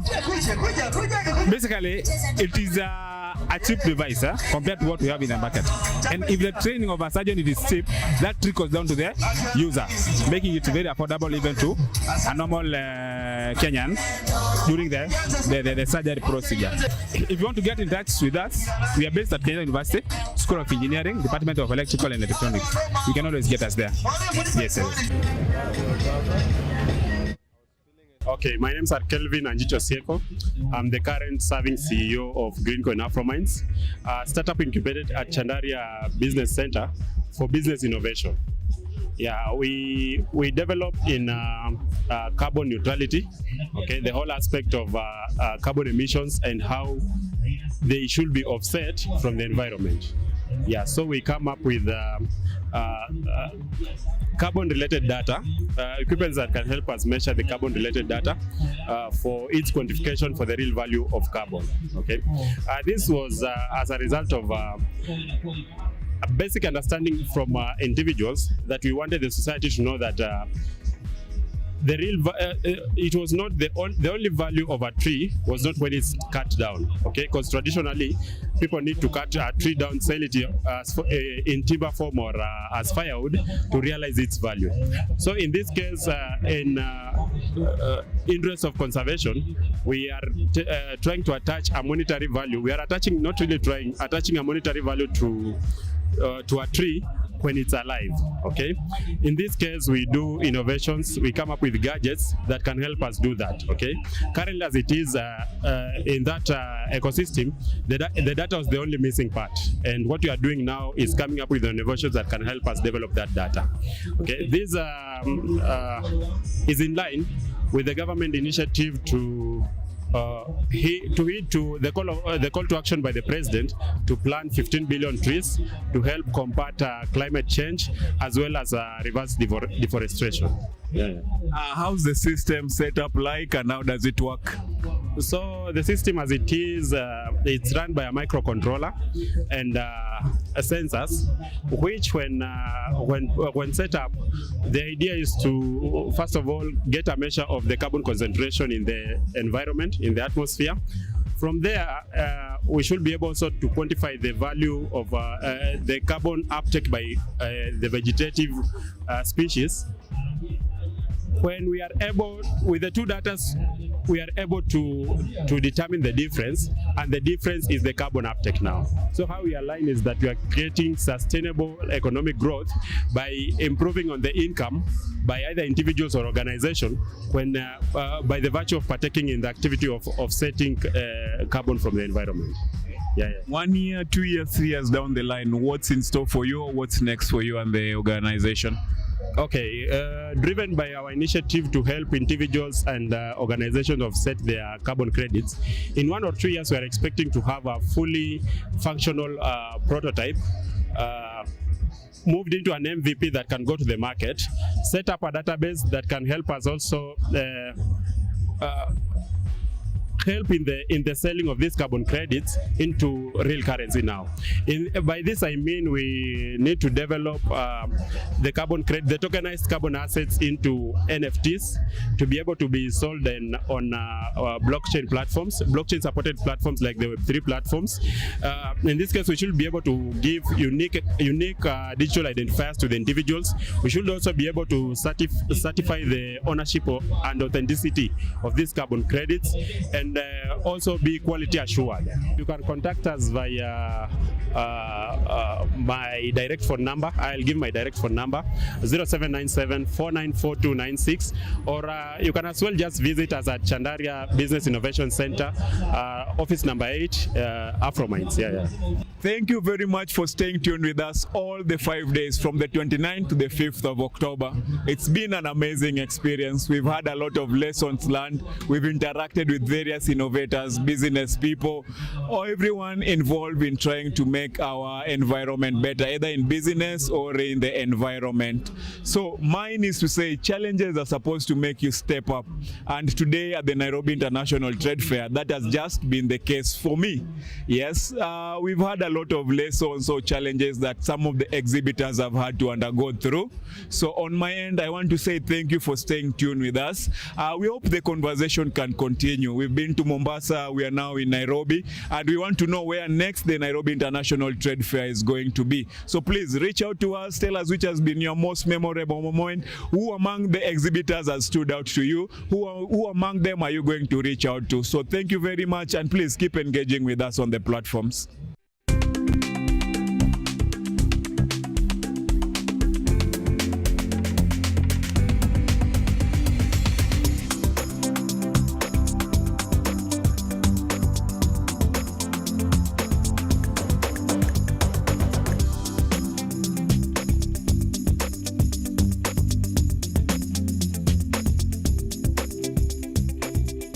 Welcome to Kenyatta University Animal Holding Facility. My name is Professor Michael Gicheru, Chairman of the Institutional Animal Care and Use Committee. And I want to take you through a tour of our animal holding facility. And I want to start by telling you our animal holding unit is divided into two. We have a unit for large animals. These are farm animals, where we have cows, sheep, and goats. And then we have a unit for laboratory animals. And these are the animals we use mainly for research. And the animals we have in that category are rabbits.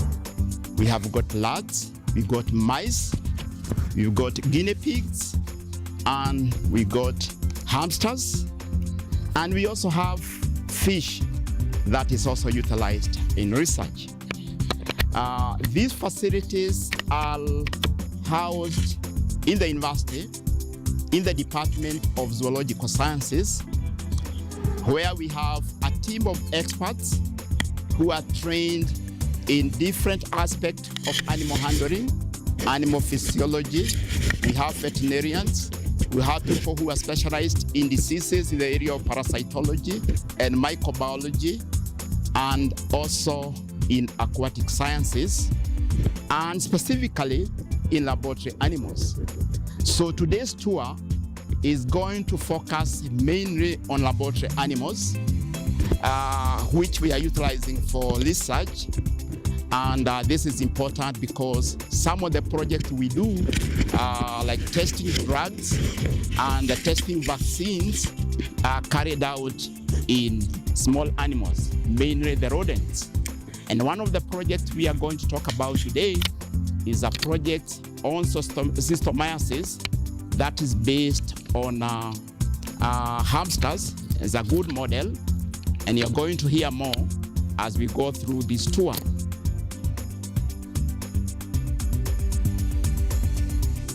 The animals are utilized in a good way, in a humane way, according to the university policy, according to the laws that govern use of laboratory animals, just to make sure the animals are utilized only when it is absolutely necessary And to give us the results, I hand you over Dr. Joshua Mutiso, who is one of the scientists and a lecturer in this department, will be able to explain to you the various sections in the lab, in our animal holding facility that are based in the Department of Zoological Science.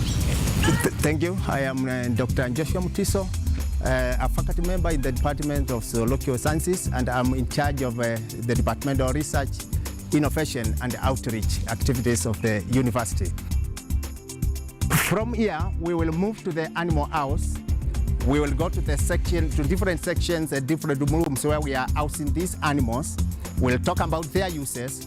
From the animal house, we will now head to the research lab, where after getting samples from these animals, samples are taken for processing and for evaluation of experimental results.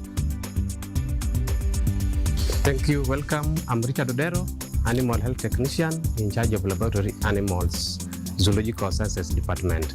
So in this facility, we also have a colleague of mine by the name Jack Ogweda, who is also animal attendant. We work hand in hand with him. So just to give you an overview of the facility, we have a major house of animal house. Now we are in the structure where we keep guinea pigs. So guinea pigs husbandry, or how we take care of the guinea pigs. Guinea pigs are fed on fresh vegetables. As you can see, we have cabbages for them. This one is done daily. Also, we give them rabbit pellets and fresh water. And also guinea pigs, you can see the structure, the way it is designed. It has got a walking area, so that whoever is feeding the animals, you need not to step into the cubicles. You just feed, you pick from outside. So that's why there's this walking area for whoever is here. We also have a pathology lab where we do post-mortem for the large animals. Now, if I take you briefly through the animal house, it has got 4 compartments, in other words, 4 rooms, where we have experimental room, experimental room, a preparation room, a breeding for rats and mice, hamsters, and lastly, we have a room for breeding for rabbits. Now, there's also what we call SOP that sees that whatever is taking place in the animal house is as per the standard. So SOP is the standard operation procedures, so that when going in, we must observe what we call biosafety, in that we must be well protected, ensure that we have all the PPEs, personal protected equipment. At the entrance, we have a footpath where we have a disinfectant, because as I talked about biosafety, there's what we call zoonotic diseases. These are diseases that can easily be transferred from animals to human beings and vice versa. And that's why at the entrance, we have a well-placed disinfectant where you must dip into your shoes as you move in, and also as you get out, not to carry pathogen from the animal house to outside the environment. You must also dip in the shoes as you get out of the animal house.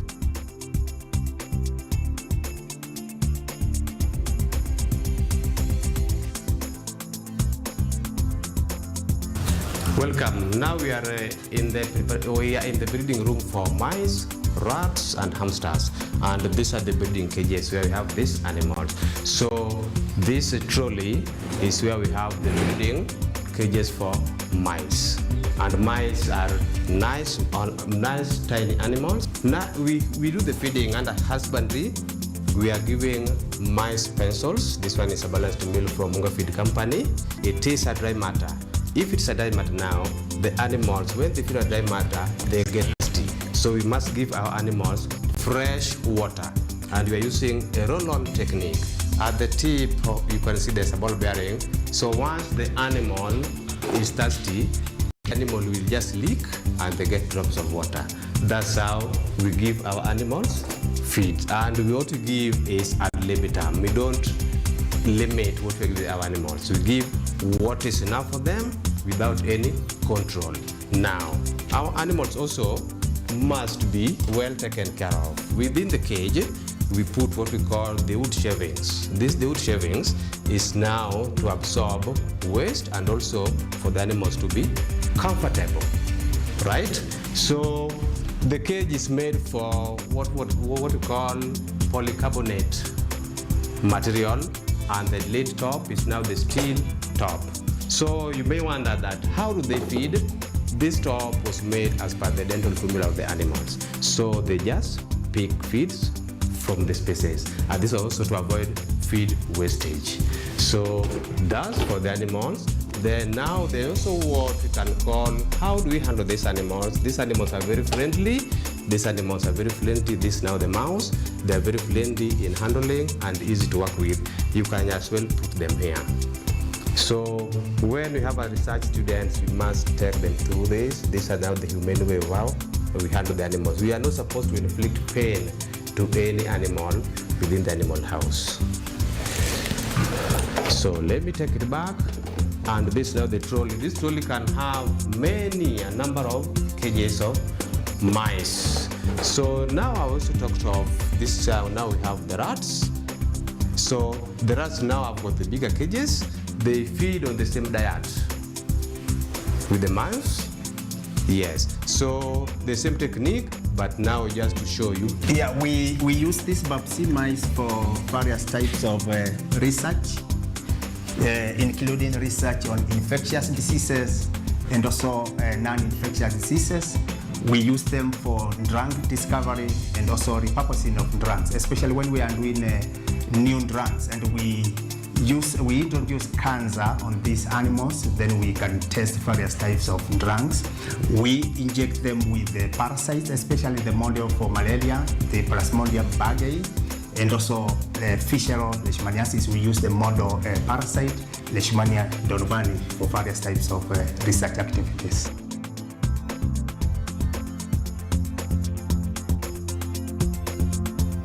Mouse are also friendly, so make the animals know that you are around, and they're also friendly to work with, right?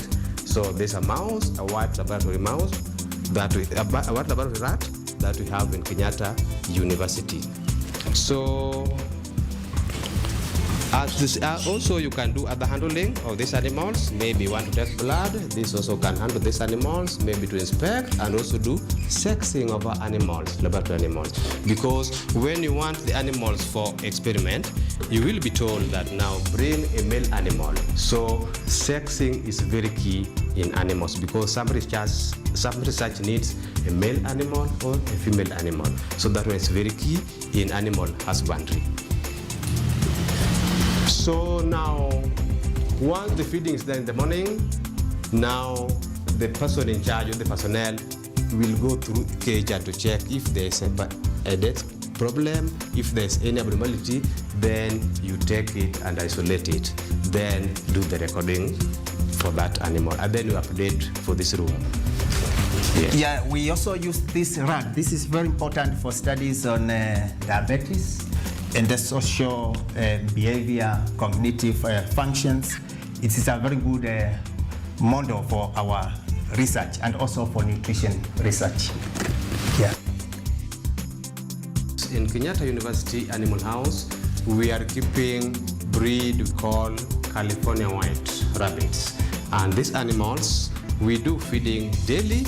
Like if I just open first, they are housed in cages, and we are using aluminum cages. And these aluminum cages are well and standardized, because here we have the food purpose, where now we put what we call rabbit pellets.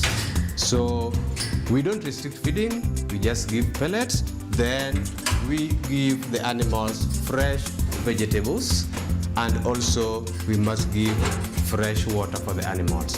So under animal husbandry, animal welfare, there's what we call routine management. This cage is made such that there's a place where the droppings can fall, and we can have the tray and remove the waste. This is now the tray for the waste to drop. So it's easy to clean. So this one is done after every 2 days. We check and we do the cleaning of these animals. Now also I thought that when we have students under research or doing any practicals, we must do what we call show them animal handling, which is very key. Maybe we want to take this animal to the preparation room. How do we handle this animal? So for the rabbits handling, at the back, what we call the scarf, there's a loose skin that we hold, then we support the animal. So let me demonstrate how we want to handle this animal from the cage. So just at the back, the scarf, then we support the animal. This is the right way of handling a rabbit. So for this one, I can even move this animal to the preparation room in case there's a study with this animal. For the rabbit, we use it commonly to produce polyclonal antibodies, mainly for academic use, training, and we also use them for projects to do with reproductive physiology. Thank you. Our third room now will be the experimental room where animals at experiment are kept.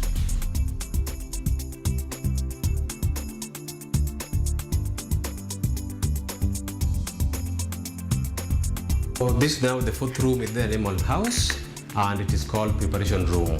So the function of this room is this now where the animals under research are being brought for sample collection. Once the sample is collected from this end, this point is where now it moves to the research lab for processing. And the preparation room must have certain equipment for it to be complete, such that certain work to be done, it's in order. So you can see we have the cabinets, right? So cabinet 2, here is where we have all the drugs that we need to use while working with the laboratory animals here when we want to collect samples from the animals. And also, we have many gadgets here. We have all gadgets of disposable needles, all categories of syringes. We also have, these are now the sample containers, because we take the samples, then we take to the research lab. So we have the razor blade, surgical blades, the hand gloves must be here, the cotton wool, then also we must have a complete dissecting kit. And these are the working tables that we have within the preparation room. Now, also, whatever we are doing here must be recorded. Once it has been recorded, now it must be under records cabinet, so that wherever there's a personnel who is coming in, all records must be kept here. And this is now the recording book for all the work done within the animal house. Once it has been done here, the sample must be labeled, packed, and now taken to the research lab. And also from this point is now the end point of the animal. If the animal has been sacrificed here, the animal will be wrapped well and now taken to the incinerator for total burning to avoid any cross-contamination within the environment. Now, let me welcome Dr. Ndumbi, who is currently working with hamsters on a project. So he will take us through that project. Welcome. My name is Eric Ndombi. I'm the PI on an NIH-funded grant that is studying Schistosoma mannsoni. The study is titled Characterization of Drug Resistance in Schistosoma mannsoni. And as has already been explained by Odero, we use hamsters for this work. And there are two main manipulations that we deal with hamsters in this room. And Odero will show the hamster, how we handle it. So the first thing we do is we get the parasite from the snail. That is the Cercaria that are shed from the snail. We do this in collaboration with Kenya Medical Research Institute in Western Kenya. And once we have the snails are shedding Cercaria, we normally put them at the right dose in a container similar to this with some water inside here. So then we'll put the hamster inside this jar to expose them to the Cercaria for infection. Then we'll keep them for 2 hours exposed to the Cercaria to allow time for infection of the hamster. After that, the hamster will be put in another container to allow them to dry, and then they'll be put back in the cage and taken back to the experimental room. And so we keep them there to allow the parasite to develop within the hamster up to the adult stage, and that may take about 50 days of exposure. And every day, the animal technician will be monitoring these animals together with our veterinary scientists to ensure that the hamsters are in good health. And if we notice any deterioration in health, we may step in and end the experiment so that the animals are not suffering. So at the end of this experiment, we bring the hamsters back to this room, and this is where we will be able to euthanize them. So by injection with a drug, pentobarbital, and when the hamster has been euthanized, we will dissect it and go to the research lab where we carry out perfusion in order to obtain adult worms. And as already been explained, once the animals have been sacrificed, then they will be disposed of in the incinerator. So the purpose of this, our work with hamsters basically, is to help us obtain adult schistosome worms. Those worms will then be kept in culture where we expose the worms to the drug praziquantel to be able to test whether the parasites are sensitive to the drug or not, and that also happens in the research lab. At this point now, we are next to the incinerator and a cubicle which is made, and this cubicle was made here purposely where once cleaning's done in the animal house, all the beddings are first brought here for decomposition. After they have decomposed, they will be taken to the farm. That's the role of this cubicle next to the animal house. Then now, to it, now we have the incinerator. Like from the preparation room, all the animal materials that have been left out, have been used, must be directly taken to the incinerator. And the incinerator is always under lock and key. So when total burning is taking place, like you can see the chimney is on, it must be locked so that nobody can affect it and nothing is supposed to fall down. So this very, very key because it works hand in hand with the animal house. The remains to this building.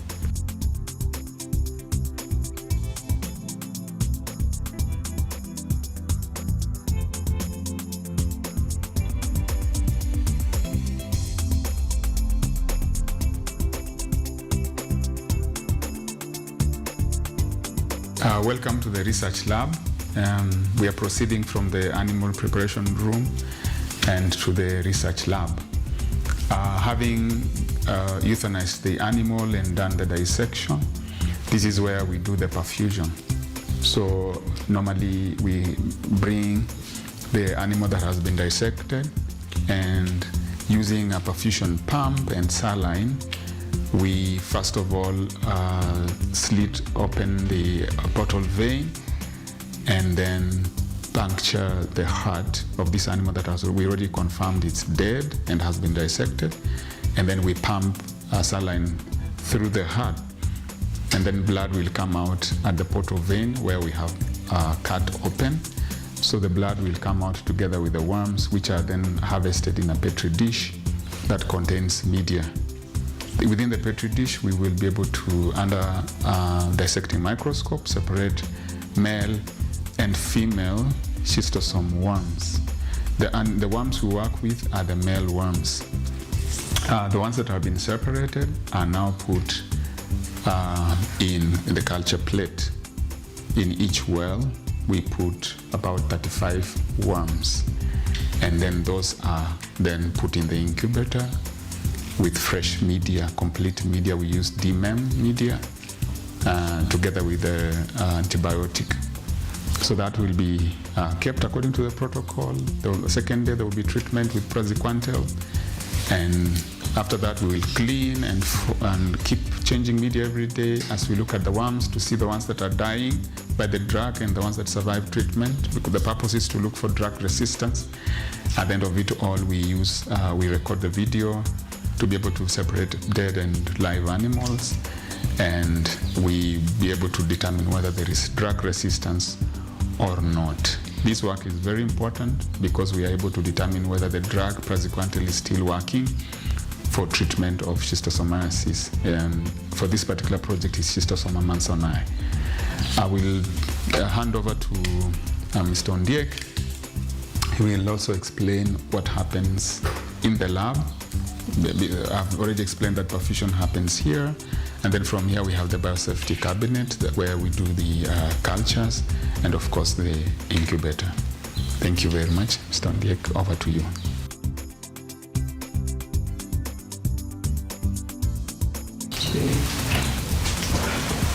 My name's Edward Ondiek from the Department of Zoological Sciences. I'm a lab technician in this research lab. We receive various specimens from our animal house, and these specimens can range from blood, stool, urine, and tissue. Once we have received those specimens, we'll need to allocate them so that we can have those ones that can be used immediately and those that can be preserved for future use. Then we use our fume biosafety cabinet, which provides a sterile environment, and it protects the sample, the personnel, and the environment. Once we have done that work in the biosafety cabinet, we'll come with that blood and centrifuge it in that equipment, the centrifuge machine.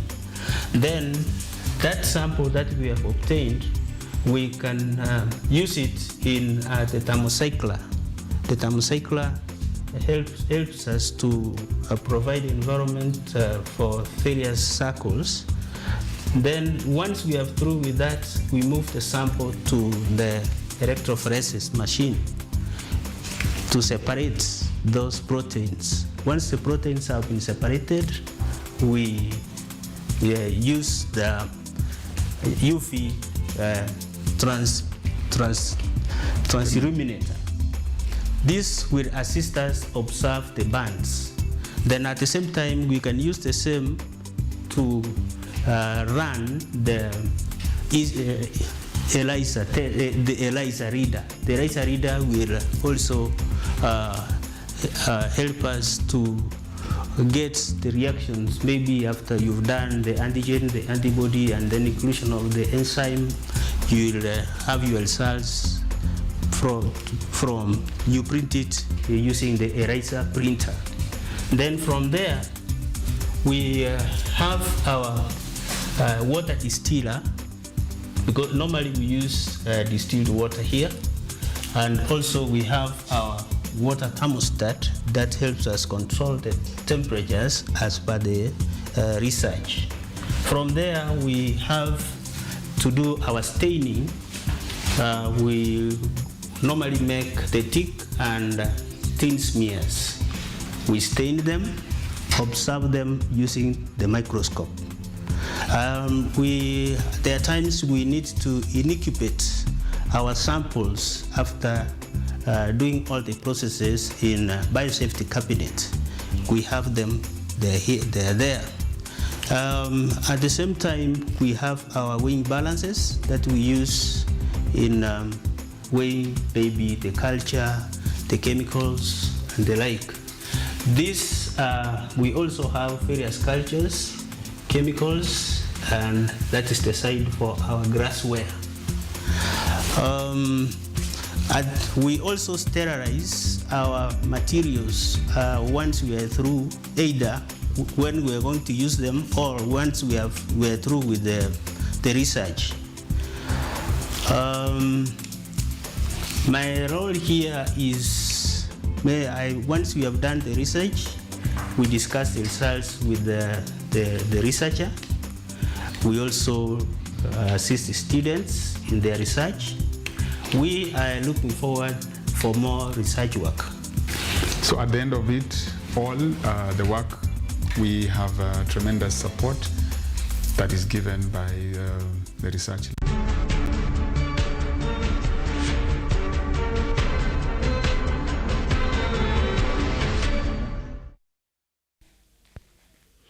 Welcome back, and to begin with, apologies for cutting short that interesting show that was going over there, that was with KU's department, where it deals with research involving animals. And if you are keen, the animal is hurt in between an experiment, the experiment is stopped. On that note, we're beginning our newspaper review, where for the time Kenyans have been saying wamechoka, punda amechoka. But are we in a state where the experiments can be stopped? Because we are having an experiment to get Kenya into the Singapore dream. Or will we go the Lee Kuan way? You know, the former Prime Minister of Singapore. Singapore, in one of the most, let me not say ruthless, but whatever was meant to pass would pass. Whether you're in Dikni, it will just pass. So will this experiment be stopped because Kenyans are rejecting it and they're saying that it is hurting them, or will it just proceed? Joining me on the discussion on the news, it's the first time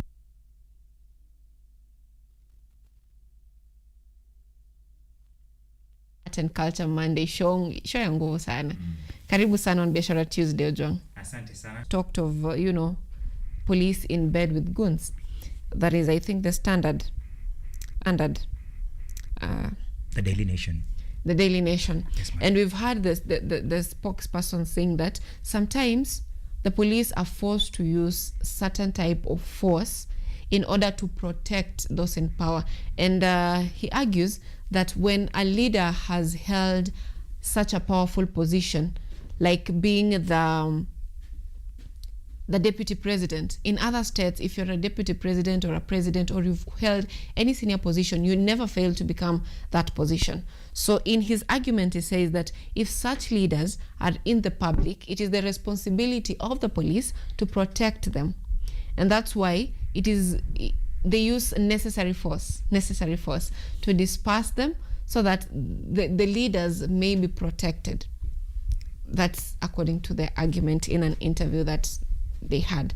Now, from where you sit, Ojwang, is it a matter of necessary? Is it right? Because truthfully speaking, the leaders require protection from the police, whether you included, because right now you have rivals, so you will definitely need police protection. So between their wrangles, the leadership wrangles and all that, there comes the need to have police officers involved, and at some point they need to be necessary force. Is it something that you think is valid?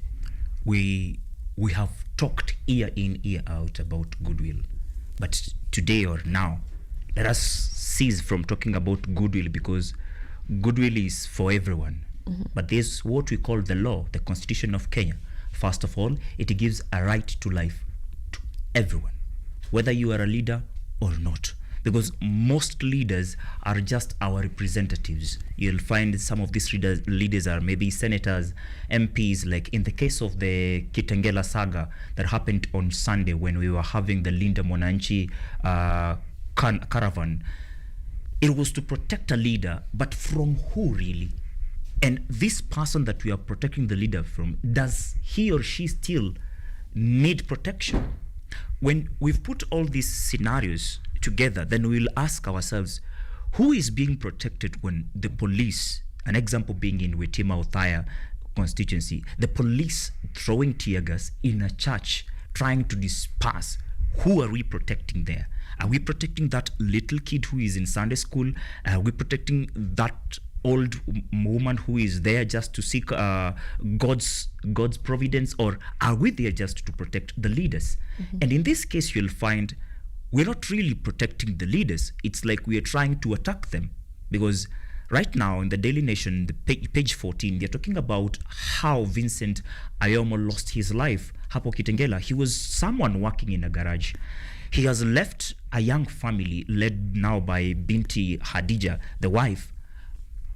That life of Vincent was supposed to be protected too, because Vincent had not gone to Kitengela caravan to attack maybe Sifuna and the Orengo fact. They had gone there to be together, to celebrate. If you look online, they are talking about Mimi ndio Sifuna. So they had gone there in support or even to protect the same person. The police will come trying to protect and disperse people through throwing tear gas. We have bullets. Vincent had a face bullet. Who are we protecting? Now, let's now drop the law. Come to goodwill. When I'm leaving my house in the morning and I've told my family I've gone to work, when I come in the evening, how do I feel myself knowing that I dropped someone dead who is not a terrorist and I was trying to protect someone else? And in my assignment duty, I had not gone to protect. I had gone just to keep law and order. How have I then, as a police, kept law and order? That is why you're seeing the headline of Daily Nation being written in bed with the goons, because nowadays sometimes it's hard to differentiate between a police officer and a goon, because the characters are the same, the behaviors are the same. We need to exercise law and order, all of us, not the police alone, all of us, so that we can have a voice to question the police. You heard on Sunday when Rigathi Gachagua was in Roysambu constituency, Zimmerman, PCA, talking about the people going to IG Kanje's office to ask these questions. That is when now the citizens take the mandate of trying now to keep law and order. And just on the same note, I am seeing the Standard is talking of snobbish Kanja.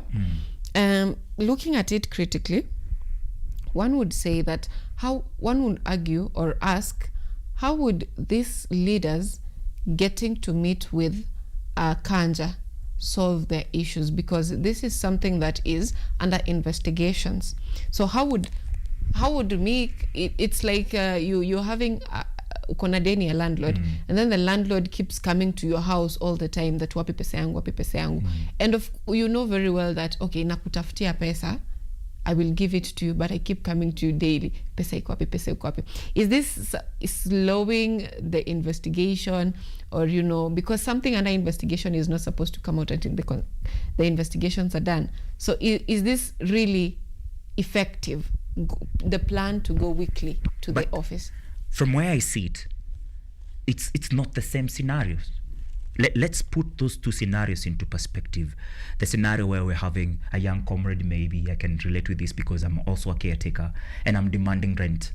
I don't know where this comrade is getting rent from. Could be from a parent, could be from a lover, could be from extended family, but I don't really know. Now, when you come to the matter that you're talking about with Tima, there are live footages of what was happening. We have seen faces of these cops, but none of them has been taken to court to answer any charges. And the reason is because investigations are ongoing. Which investigations? Who are we investigating? What have we tabled in the court? So in the exercise of goodwill, you will need to keep asking this Kanja, what are you investigating? What are you investigating? Have you even asked these questions? Because we were there. Because people like the embattled second deputy president of this country was there. Tulimwona akipitishwa kwa fence. Mwenyewe ameulizwa wewe kulienda aje? Can you record a statement? Some of these people are talking from that point that we were there, we were witnesses. IG Kanja and his police officers who are not perpetrating all these things were not there. But you are saying you are investigating. Then who are you investigating? What are you investigating? Where are you investigating? Some of these questions we have to ask them. We have to ask them ourselves. Okay, why would a department meant to keep law and order fight its own people? What do they stand to gain?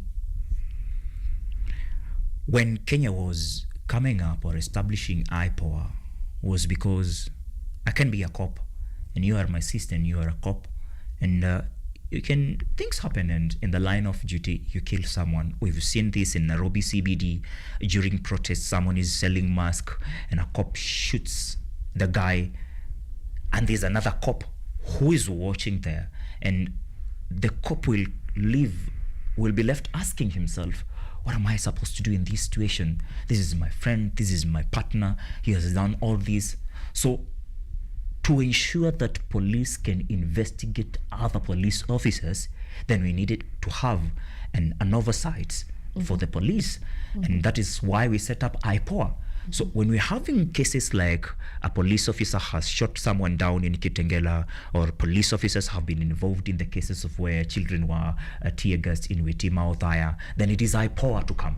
But tutapata pia IPOA are sometimes barking dogs who have not been able to bite anything. And people will be asking, hey, kwa nini unani investigate? Mimi hata ndio nilikuweka kwa hiyo ofisi, kwa nini unani investigate? But we have to do it. We need to heal. To heal, we need justice. And justice is you answering.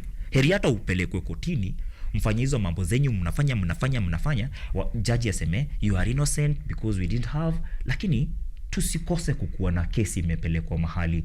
As tunafanya hizi dilidali zote, there are still families crying. Huyu binti Adija mwenye tunaongelelea on the Daily Nation bado analia, na huyo bwana yake mwenye aliweza kushutiwa bado kwa morgue, na bado kunakaa hakuna mtu wa kuulizwa. Wanauliza, tutauliza hawa polisi, tutauliza mrengo wa kina Sifuna, tutauliza mrengo wa Rais Ruto wenye unasemekana wao ndo wanatuma. We have to have someone to answer for these cases. All right. I look at it in this sense, the way the country, most people have developed voter apathy.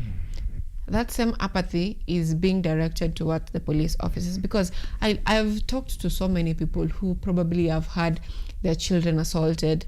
They took the cases to the police officers and then end up being kuambiwa leta mafuta and all that.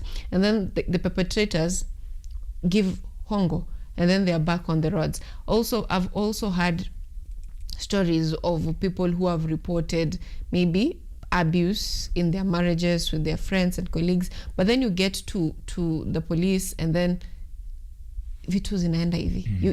You don't get justice, and then it has now turned to hatred towards the police. Because I've also been in the same situation where I was in the police, whatever. I was, you record your statement and all that, but then after that, a police tells you, now that I've recorded your statement, you give me chai. And then if this, and it's being asked on both sides, both the complainant and the defendant. So at some point, Kenyans have developed, they have detested the police or the bodies that are supposed to be giving them justice. The other week, we also had the LSK coming out in protest, saying that, they're decrying of assault or harassment in their sector. So it's a whole body that Kenyans themselves feel like, we cannot depend on these people to take care of us. So this brings me to a question of, in whose hands are we safe? Because if all the systems are integrated, you can't go to the police, you can't go to your political leader, you can't go to the executive, you can't go to parliament, you can't go to anyone. Of course, these all systems are all interconnected. If I am a leader, there's a way the police cannot handle me, even if I am at the wrong. There's a way, unless of course it's a political witch hunt, which the government is after me, or the system is just after me. That's when justice will be served. But then again, in a normal situation, you'll find that you need the police to really help you, but then you can't find that even at a personal level. So in whose hands are we safe? In whose hands are we safe? You've mentioned a couple of offices or personalities to offices that if we go to, we cannot get help. There's one office that you have not mentioned, and in my own view, that is where the buck stops. That is where the great problem lies, and that is where we need to solve everything. Kenya, niseme hii without fear of contradiction, iko mahali tumeshikwa hivi na hydra. Nyoka iko na vichwa vingi. You may want today to go after parliament, but the parliament is being controlled. You may want to take your case to courts. The courts exists to balance, but you will not get any balance. But there's one person na kipiga simu, vitu zinakaa kama zina change. And that is the president. You heard the SG ODM, Edwin Sifune, saying that Kenya cannot survive or afford to go through another 5-year term cycle under President William Ruto. Why? He's the greatest person who doesn't have goodwill. And with goodwill, everything can work. Kenyans ourselves, I would say it's like poverty has been used against Kenyans to a point that they have been forced to love the system. Kenyans are in love with this system. They no longer care about how can we do away with corruption in these offices so that you can get justice if it is justice you are seeking or looking after, or how can you get services delivered to you from these offices. They are comfortable with, can we negotiate ndo hii hongo ishukashuke? They are comfortable with the cop mwenye hata itisha 100 hata itisha 50. They are comfortable with the mtu mwenye itisha 500 and not 1000. But if we really had goodwill, then we would be more bold, we would be more courageous, we would have more will to say no. Because when we learn to say no, it is the only time we will be able to help ourselves. Otherwise, we will continue being in not a matrix. Because a matrix is a system that we can't get ourselves out to. This one, we keep getting into it. And we have come to that time. Why? If you look back, 2022, 2023, 2024 seems not far away. To us, maybe to the youths who went to the streets and all that. But today, 2026, 2-term, inakuwa term. Why? Because money is flowing kwa ground. These people don't ask, hii pesa inatoka wapi? They don't know it's their money. They will say, mimi nitakaa nimepiga mwezi mzima, nimengangana, nimepata 10k, nimenunua kaskari, kamchele, ni wapi nimeibiwa na hiyo gava. So wacha hizo 11 billion wameibia hawa matajiri, watugawie kidogo kidogo in terms of campaign. But they forget, it is a mirage. It is just a perspective. It is your money. You don't know how it is being taken from you. But the inequalities you are facing today, it is by design. When education system is not working, it is by design. When you're going to these offices, you want to be served, you can't be. Kwanza unaangaliagwa. Kitambo, when I was maybe not well educated, nilikuwa naingia huko juu niko PWD, sioni vizuri manze, unakaa kwa hiyo line hours. No one is even looking at you. And we are talking about hospitals. You know, you're supposed to take an oath when you're becoming a doctor so that ukiwa kwa nini you first save life and money comes later. Today, people are dying in hospital beds as others are outside trying to fundraise. Tunachanga, wanataka ngapi? 5,000,000. Tunafikisha 3,000,000. By the time tunaenda kuongea na madaktari tunaambia tumepata 3,000,000. Can we please proceed with this procedure, surgery procedure, ndo tumsave alafu tupate hizi zingine 2. Wanasema anakufa. Unabaki ukijiuliza, shida ni Ruto ama shida ni daktari? Hatuna goodwill. Na ndio maana tunakaliwa, tunakoloniziwa na tutakuwa colonized more, kwa sababu safari hata ile ya Canaan baba alikuwa ametuambia tunaenda imekuwa imediverted hivi, na Oburu anasema ni Singapore, ni kama baba hakuwa anajua kwenye tunaenda. We need to take a break na to stop to say, hey guys, hizi zingine ni ndoto, tuko Kenya, how can we change Kenya? Now time is not on our side. I want us to just move a little bit.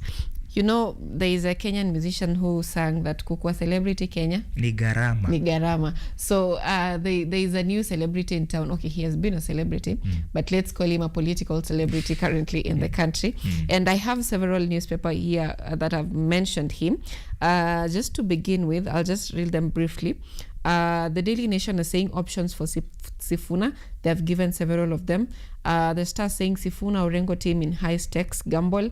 That is on the Star. And another newspaper talking of Sifuna. Was it on Taifa Leo? Yes, Taifa Leo. Mtihani mgumu wa Sifuna. And all this, it's in relation to, you know, the ousting. Nevertheless, he still says it's the ODM SG. But then, from where I see it, Ojwang, I look at it as a political script, because I keep saying, and I will keep saying, that there is nothing in politics that is a coincidence. You will find things really coinciding, and you might think, oh, what a coincidence. But then it's not. Earlier on, we had Sifuna say that, unajua sisi kwa Waluya, wakati kuna mnyama ana attack mifugo yako, wakati unaenda kumuwinda, you don't go all of you in the same line. Wengine wanatangulia mbele, wakati anafikiria hii ndio strategy, mwingine anatokea nyuma na anamgonga kutoka nyuma. So from where I see it, I don't know if I am reading too much, but then I feel like, and I love it. I this love that you're reading too is much. not just any other Oster, because we have mama saying that Sifuna kuna mahali pana anaenda. We have another faction saying that, you know, hatuwezi kaa bila power. We have another one saying that, you know, nyinyi mlikuja hiyo rally ilikuwa imechanganya watu wa DCP, United Opposition, au si watu wa ODM. But then from where you sit, I want to get your take on this Sifuna issue in the country. Because if you read this newspaper, they're talking of options for him. Either atulie, aseme tutam, or atulie, join the United Opposition, ama join Azimio, or he may also run independently for the 2027 general election. Because we've also had the UDA fronting, who is this called? UDA. Yes. As the senator 2027. Wana watu kadhaa wako na Jemo ule msee. They have Karen Nyamo who still wants to be senator. So in all this, what's your take on this Sifuna, ODM, UDA talks and all that? First of all, I'm a young millennial, meaning I've learned so much from Gen Zs, because it is Gen Zs that I've interacted with for the longest time of my life. At one point of my life, I had to move from Form 3 to go back to Standard 7 to become a young boy again, to start learning and becoming part of you, to enter high school pamoja, and I'm here. And Gen Zs are not people who are easily bought. When I say easily bought, I mean you can still bribe them and give them 500. But tomorrow, they will still be standing with what they want and what they believe in. And they have believed in Edwin Sifuna as an SG, not necessarily Orange Democratic Movement SG. Right now they are saying People's SG. It is a bold call, and I love bold people. It is an audacious call, and I love people who have audacity. Sisi millennial kama saizi nikiongelea vile Gen Z wako na audacity, na maanisha pia audacity ya mtu kaa Sifuna haiko big hivyo. Let's study history. 1994, I'm 1 year old, and there's something that is happening in this country that is great. Na Sifuna akaona venye ni kubwa, hii ya sahi ni kubwa kuliko ya then he would do something big. In 1994, we have lost Jaramogi Oginga Odinga, and he was the leader of Ford. And his son, Right Honorable Raila Amolo Odinga, wants to have this party. But this party was built not as a Luo party. It was led by a Luo person, but it had incorporated mostly Luyas. He went to by-elections with a new party he formed, and we got Baba. For us to get Sifuna, he needs to do all that. But he has another mission to save the party from being sold to Ruto. I'm sure even after 2027, there won't be ODM even in the heart of Sifuna. But he has to save the party right now. Mama Ida is crying. Winnie is crying that the uncle has turned to be a Nigerian uncle, and he wants everything that the father left. Sifuna can just be Sifuna at this particular moment. Watch our land ground. It is a good thing that in Tononoka we had people branded ODM, but people are being reminded that even in Baba days, you are not ODM because of the color. You are ODM because of the movement. The movement can have people from Wiper, DCP, and everyone. How can you unite these people? Okay. That makes you an SG. SG of the people. Now, time is really not on our side, and today politics is intensely hot. But allow me, our gentle viewer, to conclude Biashara Tuesday on this 17th day of February 2026. At that point, joining us was our very own Ojwang Mariam, aspiring, incoming MCA Kawa West. Yes. Ward. So if you are in that ward, patana na mheshimiwa nyuma ya tent. Until next time, thank you so much for choosing our broadcast this morning. My name is Anyango Sylvia. Bye from us.